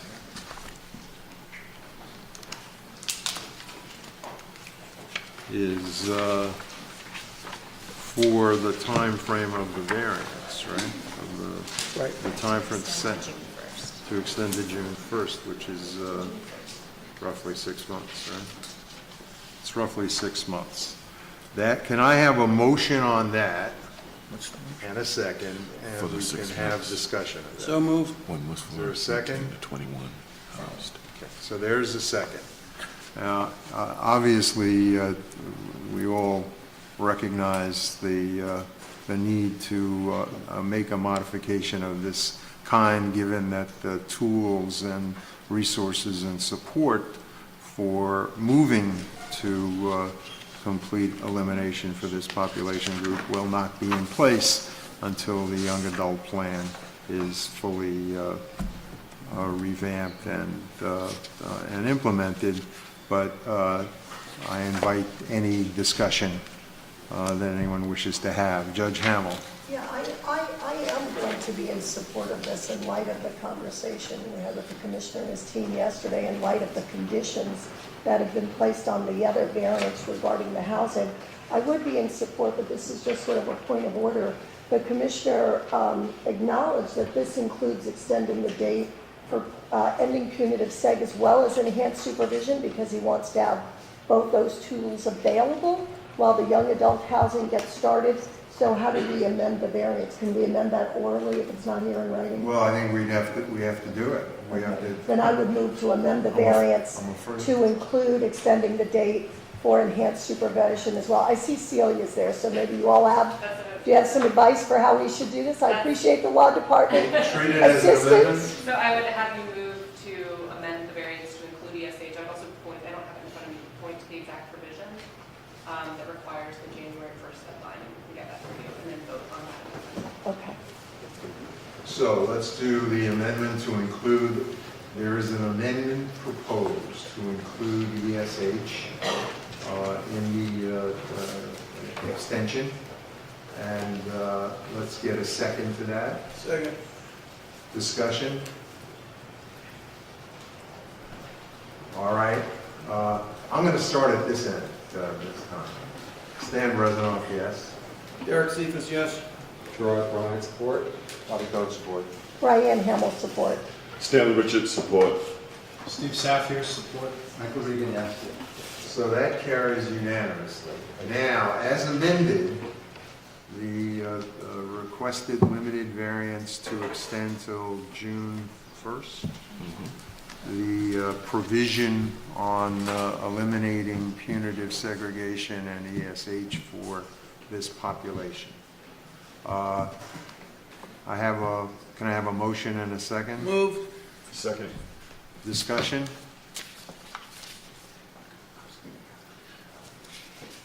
Well, I'll just take the opportunity to note the tremendous progress that the department has already made in this regard and call the question. And once again, I'll begin. Stan Bresnoff, yes. Derek Cephas, yes. Gerard Bryant, yes. Bobby Cohen, yes. Brian Hamill, yes. Stanley Richards, yes. Steve Safier, support. Michael Regan, yes. That motion, that request, the variance is approved unanimously as amended. And where does that bring us to? Yes, now who's going to kick that off? I can kick it off. Okay, we're going to a different subject, right? Oh, yeah, Brian wants to make a motion. Is this related to the old business? Okay, so we're still on old business as it were. At this time, I do have a motion. You all have heard me describe the difficulty that we have found in the Board of Correction with a number of the administrative units that are operating without any form of meaningful due process. Many of these are operating, in fact, very restrictively these issues have been raised by a number of board members probably over the course, certainly the 2 years that I've been on the board. We really haven't had the staff. Martha King has done a fabulous job really obtaining more staff for the Board of Correction so we can try to do a better job regulating as well as providing the oversight, but especially as a result of the young adult and the plan to move them into NIC as well as West Facility, I became much more informed as to the challenges in these units. So at this time, I do have a motion, and I am moving for the Board of Correction to direct the Board of Correction staff to direct a proposed rule pursuant to the New York City Administrative Procedure Act, New York City Charter, Section 1043, and present the draft proposed rule to the board members upon its completion. The subject of the draft proposed rule will be regulating the placement in and access to mandated services in current and proposed restrictive housing for adolescents 16 and 17, young adults ages 18 to 21, and in fact all inmates, including but not limited to the Transitional Restorative Unit, the Second Chance Housing Unit, Administrative Segregation Unit, the North Infirmary West Command, the West Facility, Enhanced Restraint Units, Secure Units, and Second Chance Unit, a number of which are proposed in the Department of Corrections Young Adult Plan Update 2016. Second. Discussion? Yeah, I just say a few things. First, I really want to take this opportunity to thank our field staff who have really helped to inform me as to the operation of these various restricted units, as well as our new general counsel, Michelle, and Martha, our executive director, and the law department, who's been very helpful in informing and educating me as to the process. Many of the advocates had recommended that there really be due process as a result of the restrictive young adult and adolescent housing, and as the law department pointed out to me under very short notice yesterday, it really is in the nature of rulemaking, and that would constitute inappropriate rulemaking. Should the board wish to regulate these units and include due process for placement therein, notice opportunity, appeal, placement review, as well as mandate the services, it has to go through rulemaking as we did with enhanced supervision and punitive segregation.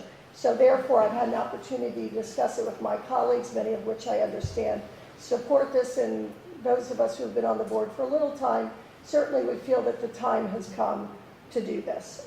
So that's the reason for my motion. Other discussion? On? I just want to support the motion. I think that the administrative segregation units are increasing in size on Rikers Island. Part of that represents a decrease in solitary confinement, where people are serving 7 hours rather than, have 7 hours out of cell rather than 1 hour out of cell because of the Commissioner's SHU light program. But at the same time, the department has difficulty. I think we see it as board members with the safety in these units for officers and for prisoners, for the availability of required programs under the Board of Correction minimum standards, and I think it would be helpful to the department and helpful to the staff and helpful to the prisoners for us to carefully review this issue and come up with rules, particularly regarding the due process that we feel is necessary when prisoners are placed in restricted units with limits on their access to the board standards. Other discussion? Stan? Yes, Mike. I don't know that I'm against this at all. This seems to have some merit. But I think I just received this last night, right? We are so often critical of the department and others because of adding things at the last second. I did not read it yet, I don't know enough about it. I don't know why we're rushing into rulemaking. We usually have an opportunity to be collaborative and discuss it. I'm not, Judge, you hear what I'm saying? I'm not saying I'm against it. I'm saying this is something that came up on the emails last night, I think. Yeah, maybe I can explain, actually, Michael. It's really a good point. Participating in the adolescent and young adult, chairing the committee and meeting in the departments, I've been raising this issue before them, waiting to see what their final decision would be. A few months ago, I was led to believe that given the number of young adults that would have to be vetted to determine whether to go in, that more likely than not, they would be adding due process in a placement review and the like. And then we didn't get, so the short notice is we didn't get the young adult plan until Friday. We didn't see that it lacked any meaningful due process until Friday. And what we do see is the problems inherent in running these administrative segregation and restrictive units with no due process. Did have an opportunity to meet with Commissioner Pont on Monday to raise these issues, and he and his team informed us at that time, and if you read the document on the young adult plan, that it doesn't include any what I think most of us would consider meaningful due process. It would be a warden making the determination for possibly over 100 young adults as to who's going to go in these units based on criteria that look very much like enhanced supervision. I can read you the language. We made the decision, sort of sua sponte, that we were going to incorporate due process even after we commenced rulemaking, because that was the right thing to do. And then the law department, as Michelle is our new general counsel, ran by the proposed conditions that every single one of the advocates, not one of them did not recommend it. Every single one of the advocates recommended, as they have been, that there's been due process, and the law department advised us that it would have to proceed by way of rulemaking. Now, to be clear, the law department has advised me, all this means, if we all vote in favor, is the board staff, in conjunction with any board members in the community, will draft the proposed rule for our vote. We are not bound to vote that proposed rule into CAPA. It means that we are moving this forward so that we can have a proposed rule to take a look at, to decide if we wish to move that in CAPA. Am I correct, Celia Rhodes? Am I citing this correctly? Exactly. Yes. You're not commencing rulemaking. You're submitting to exploring rulemaking and drafting language to look at what you may propose. And then Thank you. And that's the process Michael was talking about, that collaborative process, so we can engage. Good, because, Judge, you said you spoke to most of the board members about it. I don't think you and I ever had a conversation. No, I spoke with them before you arrived in. Okay. Yes. So this is the key point. Now, I've made this argument on earlier rule processes of the recent past, that the first stages are indeed almost not connected to actual specific rule language and the elements of the rule. It is a developmental process. And I choose to interpret this, because your comments are well-founded, Michael, but I choose to interpret this as the board recognizing the importance of the substance and subjects in question, and that, in a sense, we are directing the staff as a first step to help guide us through an examination of these subjects to determine what, if anything, the board should be doing in these areas. But the subjects and their importance speak for themselves. So I will support this as that entry point into extremely important subject areas, and I expect that the collaborative process, which will include, of course, all the board members and the staff, the advocacy groups, to begin with substantial, major, continuing discussion with the Department of Correction. Good, thank you. I'm sorry? I actually think that this is not something that the department needs to comment on at this stage. This is simply, as I describe it, our foray into the subject. And that's, in fact, part of our mandate. So I think once we get into it, the department will have lots to say, very important, and I, for one, will be paying a lot of attention to what the department says. So can we call the question on this? And I'll start by voting in the affirmative, yes. Affirmative, Derek Cephas. Gerard Bryan, affirmative. Bobby Cohen, yes. Brian Hamill, yes. Stanley Richards, yes. Steve Safner, support. Michael Regan, yes. That is unanimous acceptance. Thank you all to the board. Thank the department. Now, the next item on the agenda, and the executive director is going to kick it off. Offer a discussion of visits and visit restrictions. So as everyone here knows, the board was focused on rulemaking related to visits over the past at least 5 months. In that process, the board was also taking a look at its own internal policies and its own compliance and ability to successfully respond to visit appeals. We're putting in place a number of systems to hopefully help us respond in a more timely manner to the visit appeals that we do receive. In the process of rulemaking and in the process of us coming to our visit appeals with some new direction, we came across one fundamental problem was that the Department of Correction for some time has not been sharing with the board, as it's required to do so, all of the restrictions that it issues to visitors or to inmates.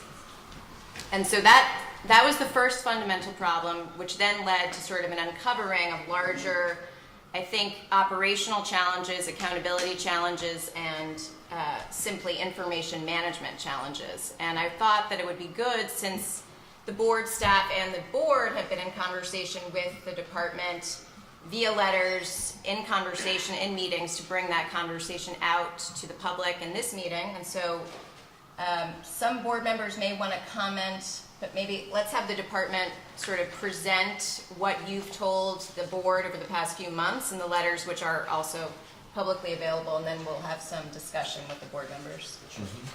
Thanks, Martha. I think that's right. We've been working with, and I thank the board for kind of bringing some of these issues to our attention. We have been taking a look at the process. We conducted an audit of all of those who were in non-contact visits through November and December, roughly around 240, 248 in each of the different months. A majority of those, as we went through the audit, the issues that we found were, we tried to explore it on just the charges for which they were, or the reasons for which they were placed on non-contact visit, the collection of the information and specific notification for that non-contact visit, and then the sharing of the information with the Board of Correction and our own personal storage.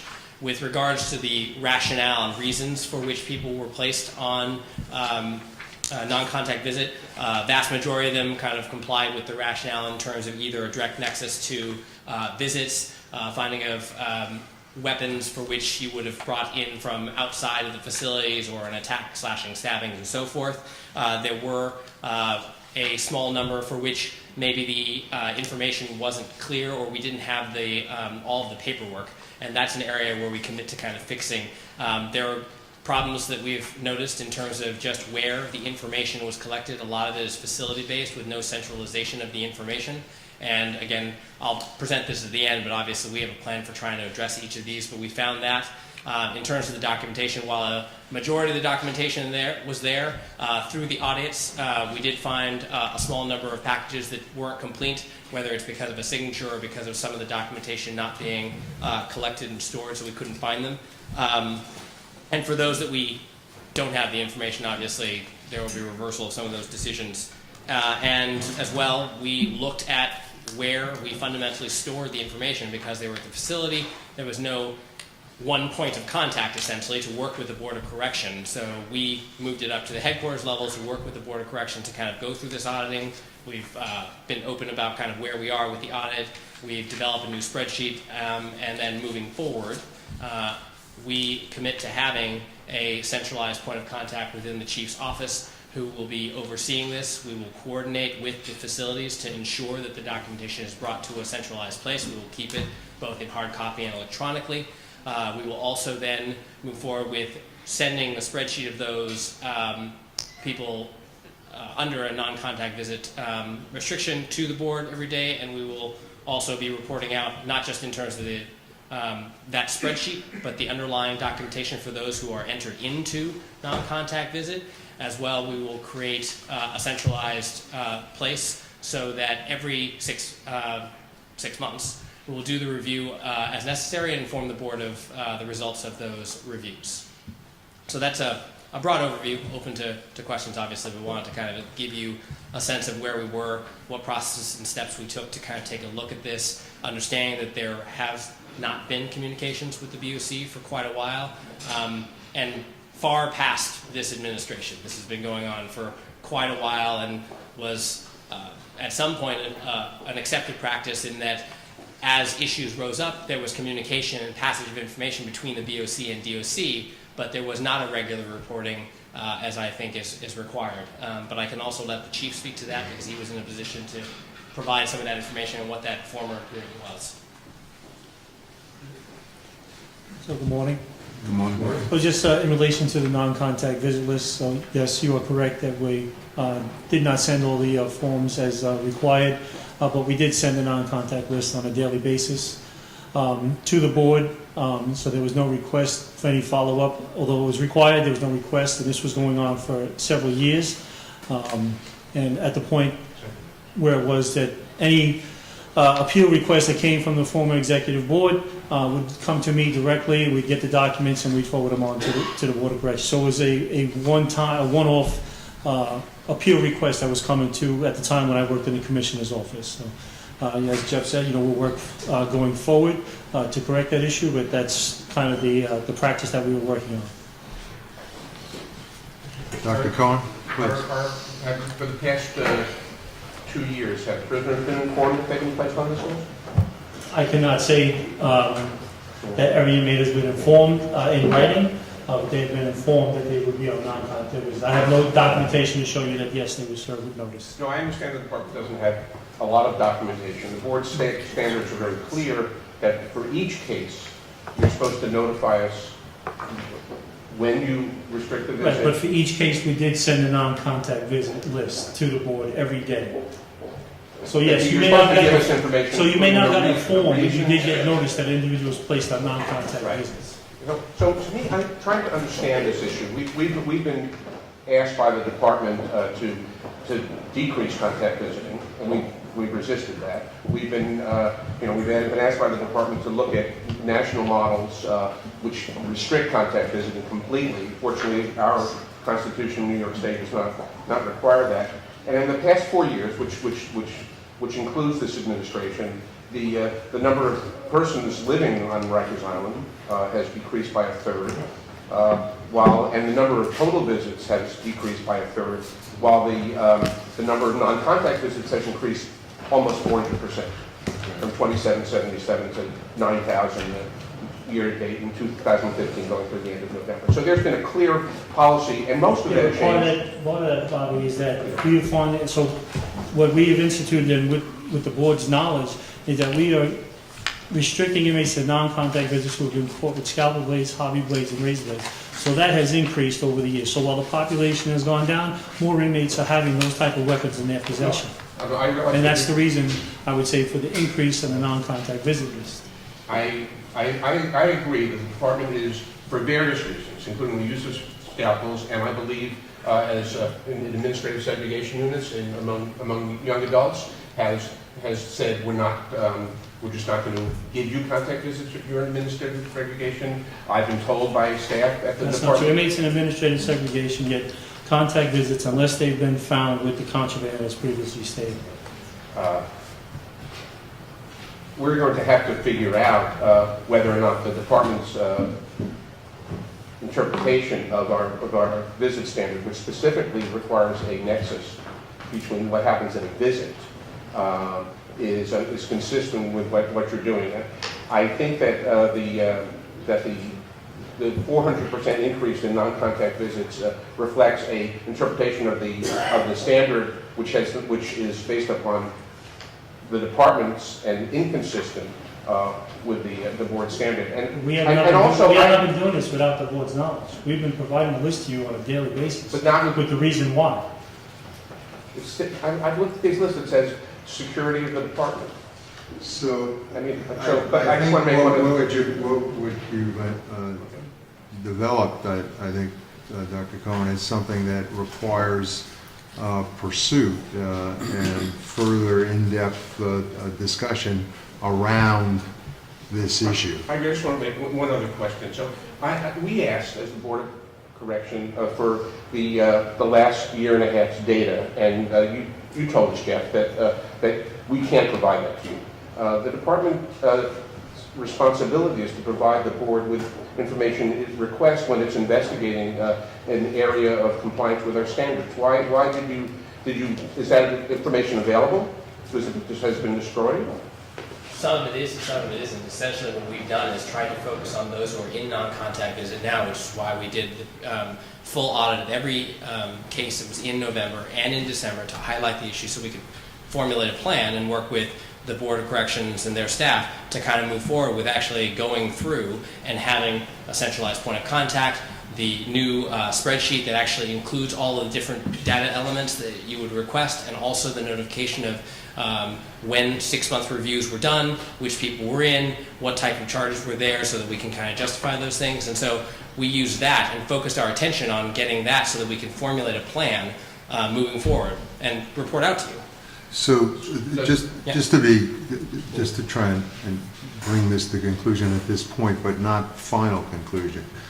This underscores this discussion, why it's so important for us to get information and data as required in a timely way, because that informs us and enables us to deal with the question that Dr. Cohen has surfaced, which is around the criteria for the restriction and how that comports with what our standard is. So this is a really important area.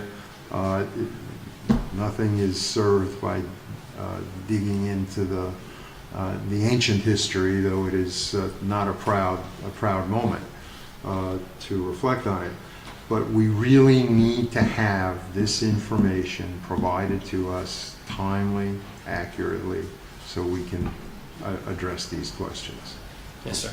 And if hopefully with the process we've put in place and what we've been working on with the executive director, we can move forward in that vein. Okay. Is that satisfactory for now? Well, one last thing. The department, in its last two letters in November and December, described what seemed to me cases in which they were aware that people were being denied contact visits, but there was no basis for them being denied contact visits. They were looking for it. In many cases, you couldn't find anything. Some cases, and that's what you wrote to us. And if those people had their contact visit restrictions removed and been informed that their contact visit restrictions were inappropriately. So as I wrote, I think that when we found places where proper notification may not have been provided, we actually did have the underlying information like the CODs and the incidents for which they were based. We do recognize that there was some paperwork that was missing on those in terms of a notification, and those people are the people where we have actual rationale and reasons. They were not put in for no reason. There is an underlying COD, an incident report, and so forth that actually relate to the incident. And you're going to provide us with the underlying data for all the cases you reviewed in November and December?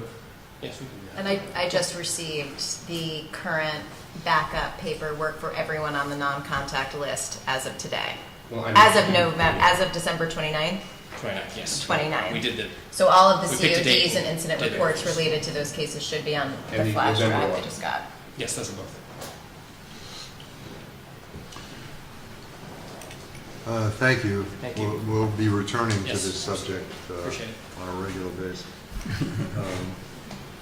That concludes the business of the meeting, except for the usual public comment period. And there are a few individuals who have signed up to comment. Is there, you have something? Just one comment, sir. Just, Judge, in relation to your description of the true unit earlier, in your opening remarks, while I respect them, I find that some were a little disingenuous. It seemed like you were teetering on blaming the victim with some of the things that you described as happening after the fact. What you failed to mention was that the officer and the captain were present, trying to talk to the individual, trying to get him to comply with the policy, went into the day room, talked to him in the day room, continued to try and de-escalate the situation up until the time that he sucker punched the officer and broke his nose. So I just wanted to clarify that, please. Thank you. Yeah, let me just address that. I in no way believe the officers are responsible. What I said, I had an opportunity to review the video and discuss it with staff, and it's my understanding and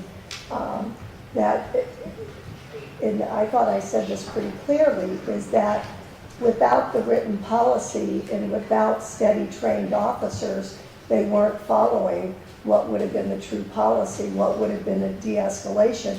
It's my understanding, I've been advised by some of your officers, that the policy in true would have been to call for assistance, would have been to call for backup with an adolescent and try to de-escalate the situation. I am by no means. So we can discuss this offline if you would like. But in the video, you see the captain talking to the individual, turns with the radio and does call for assistance. So that's what happened. But unfortunately, the individual decided not to comply and punched the officer in the face. I have enormous respect for you. My comments were made based on my observing the video as well as discussing it with some of the leadership at RMBC. And my understanding of the truth. And we've had 2 horrific incidences where our officers have been severely injured, and they personally are not at fault. But if the system is failing, if there's breakdowns in the system, that puts them in harm's way, which I believe that true incident did, then we have to acknowledge that to try to avoid that incident from ever happening again. And that's why I related what some of the steady officers said, is they're short in number, they're not all well equipped and have chemical spray. Had the chemical spray deployed, hopefully that could have been a completely avoidable incident, and our officers would not have been injured.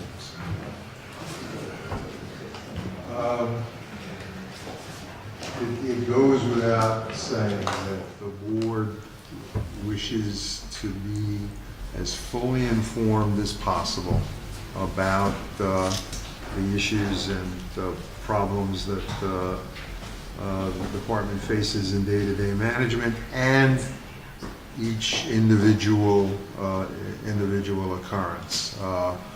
And we do approach those with a strong sense of wishing to provide the support and, to the degree we can, the resources to the people who work in the system so that they can effectively and safely do their job. This needs to be a continuing dialogue.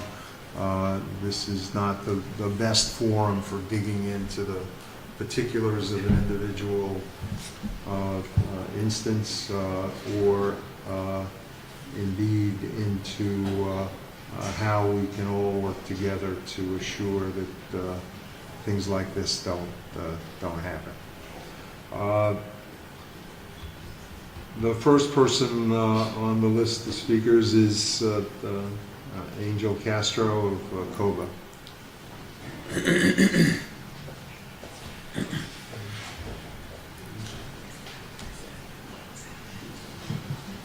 First of all, I'd like to thank the board members who toured GMDC with us and got to see an unfiltered view of our everyday work that the officers do. So again, thank you. That was greatly appreciated by staff. Thank you for taking us. Okay. I would also like to thank the board for listening to us on this crucial issue of realistic reform. We at the COBA have long held that whether part of the board rulemaking or a consent decree reform needs to be instituted with our input. Lasting change takes time to achieve. There is no quick fix when you're talking about improving safety and conditions for both inmates and workers in these out-of-date facilities. We welcome this variance and would like to urge the monitor in the Nunez consent decree to further push back, instituting the dozens of changes being mandated in order to track this more realistic route to reform. Thank you. Thank you. So next, does this count as 2 bites of the apple? I'll be quick. No, it's okay. It's all right. You're always welcome. All right. So again, Riley Doyle Evans for the record, Brooklyn Defender Services. I'll be very fast. I appreciate the conditions that were applied to the variances today. One quick comment would be that I hope that the board staff will include a review of contraband watch isolation in 3 South at OBCC when they review the procedures related to restrictive housing units. Our office has sent a number of letters to the board about misuse of this unit, including during a few months ago, a trans client of ours was placed in the unit and was unable to shower, unable to flush her toilet, and was brutally searched and taunted by staff in that unit. And we've had other issues with that unit, which we've raised with the board. Typically, the board is very responsive. Field staff goes there, and people are released from that unit rather quickly once we raise the issue with them. Unfortunately, when people are placed in that unit, typically the only way we find out is if we go to visit them and we're told, oh no, that person can't come out for a visit because they're in contraband watch isolation. It seems that policies are not being followed in that unit. It seems that it's being used not when there's a suspicion of contraband smuggling, but rather if there's just somebody that they don't like in that unit. And again, I think this issue, along with issues that have come out with regard to visit restrictions being made at the facility level, speak to a need for department-wide policy and headquarters level monitoring of a lot of different policy areas, and not just related to narrow moments, but it's really a global problem. Otherwise, I would just comment that I really appreciate the board pushing this issue forward. The Adolescent Advisory Board has been asking for months for a plan, a draft plan of the young adult plan, as well as updates on the policies and procedures for the True and Shoe that are already running. And we've made many requests for due process to be included in those, and have been told in a fairly straightforward way that the department is not on board with that. So, while the department says that they value input, when the input is almost universally in favor of certain elements being included, those things are easily rejected by the department. So it is important that the board does have a role, does take action to listen to the community and to make sure that people in the jails are protected, and that frankly due process becomes something that's useful to the department too, and that's useful to you all to monitor what's going on. And so we hope that moves forward. Thanks. Thank you. Elsa's Elias. Oh, sorry. Elias, who's a London? Who's Medina? I don't see him. From Coba? From Coba. Okay. And last, Candy Haley. Is Candy Haley here? Is Candy Haley here?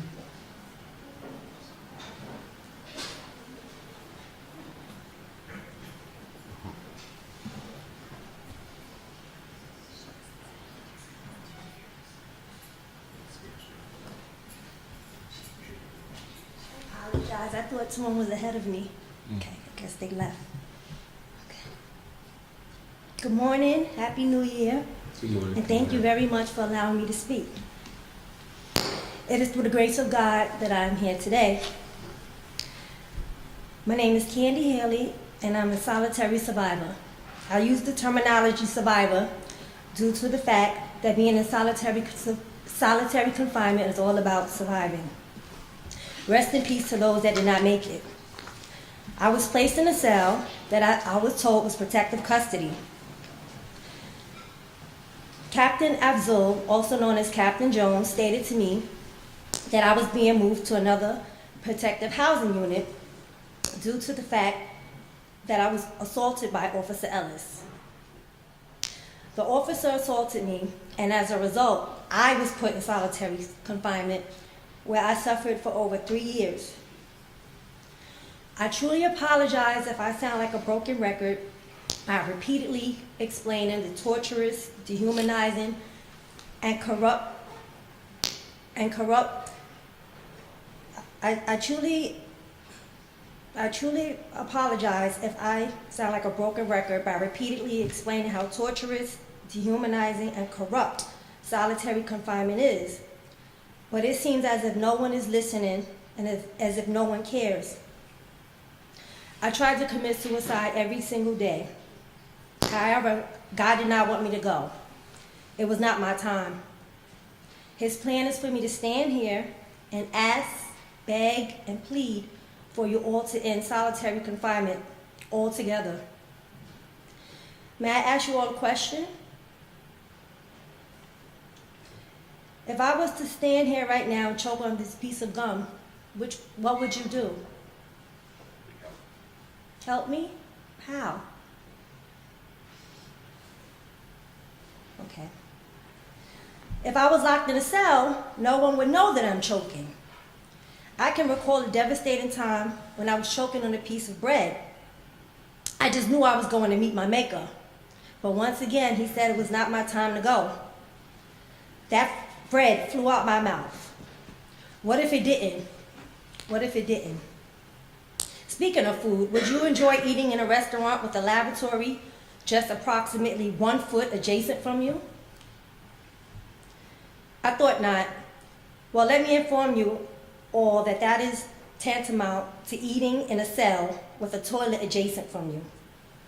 Just imagine a toilet is clogged and has not been flushed, and you are being told that there is nothing that can be done. You will either choose not to eat or dine with the flies. Let me stop here, for I could go on and on about solitary confinement and the disgusting conditions of these death chambers. Once again, I thank each and every one of you for your time and patience. When you make any decisions, please think of me, Candy, a former inmate, number 241-1201778, a solitary survivor. Thank you. Thank you. So with no further business, the meeting is now adjourned, and I thank you all.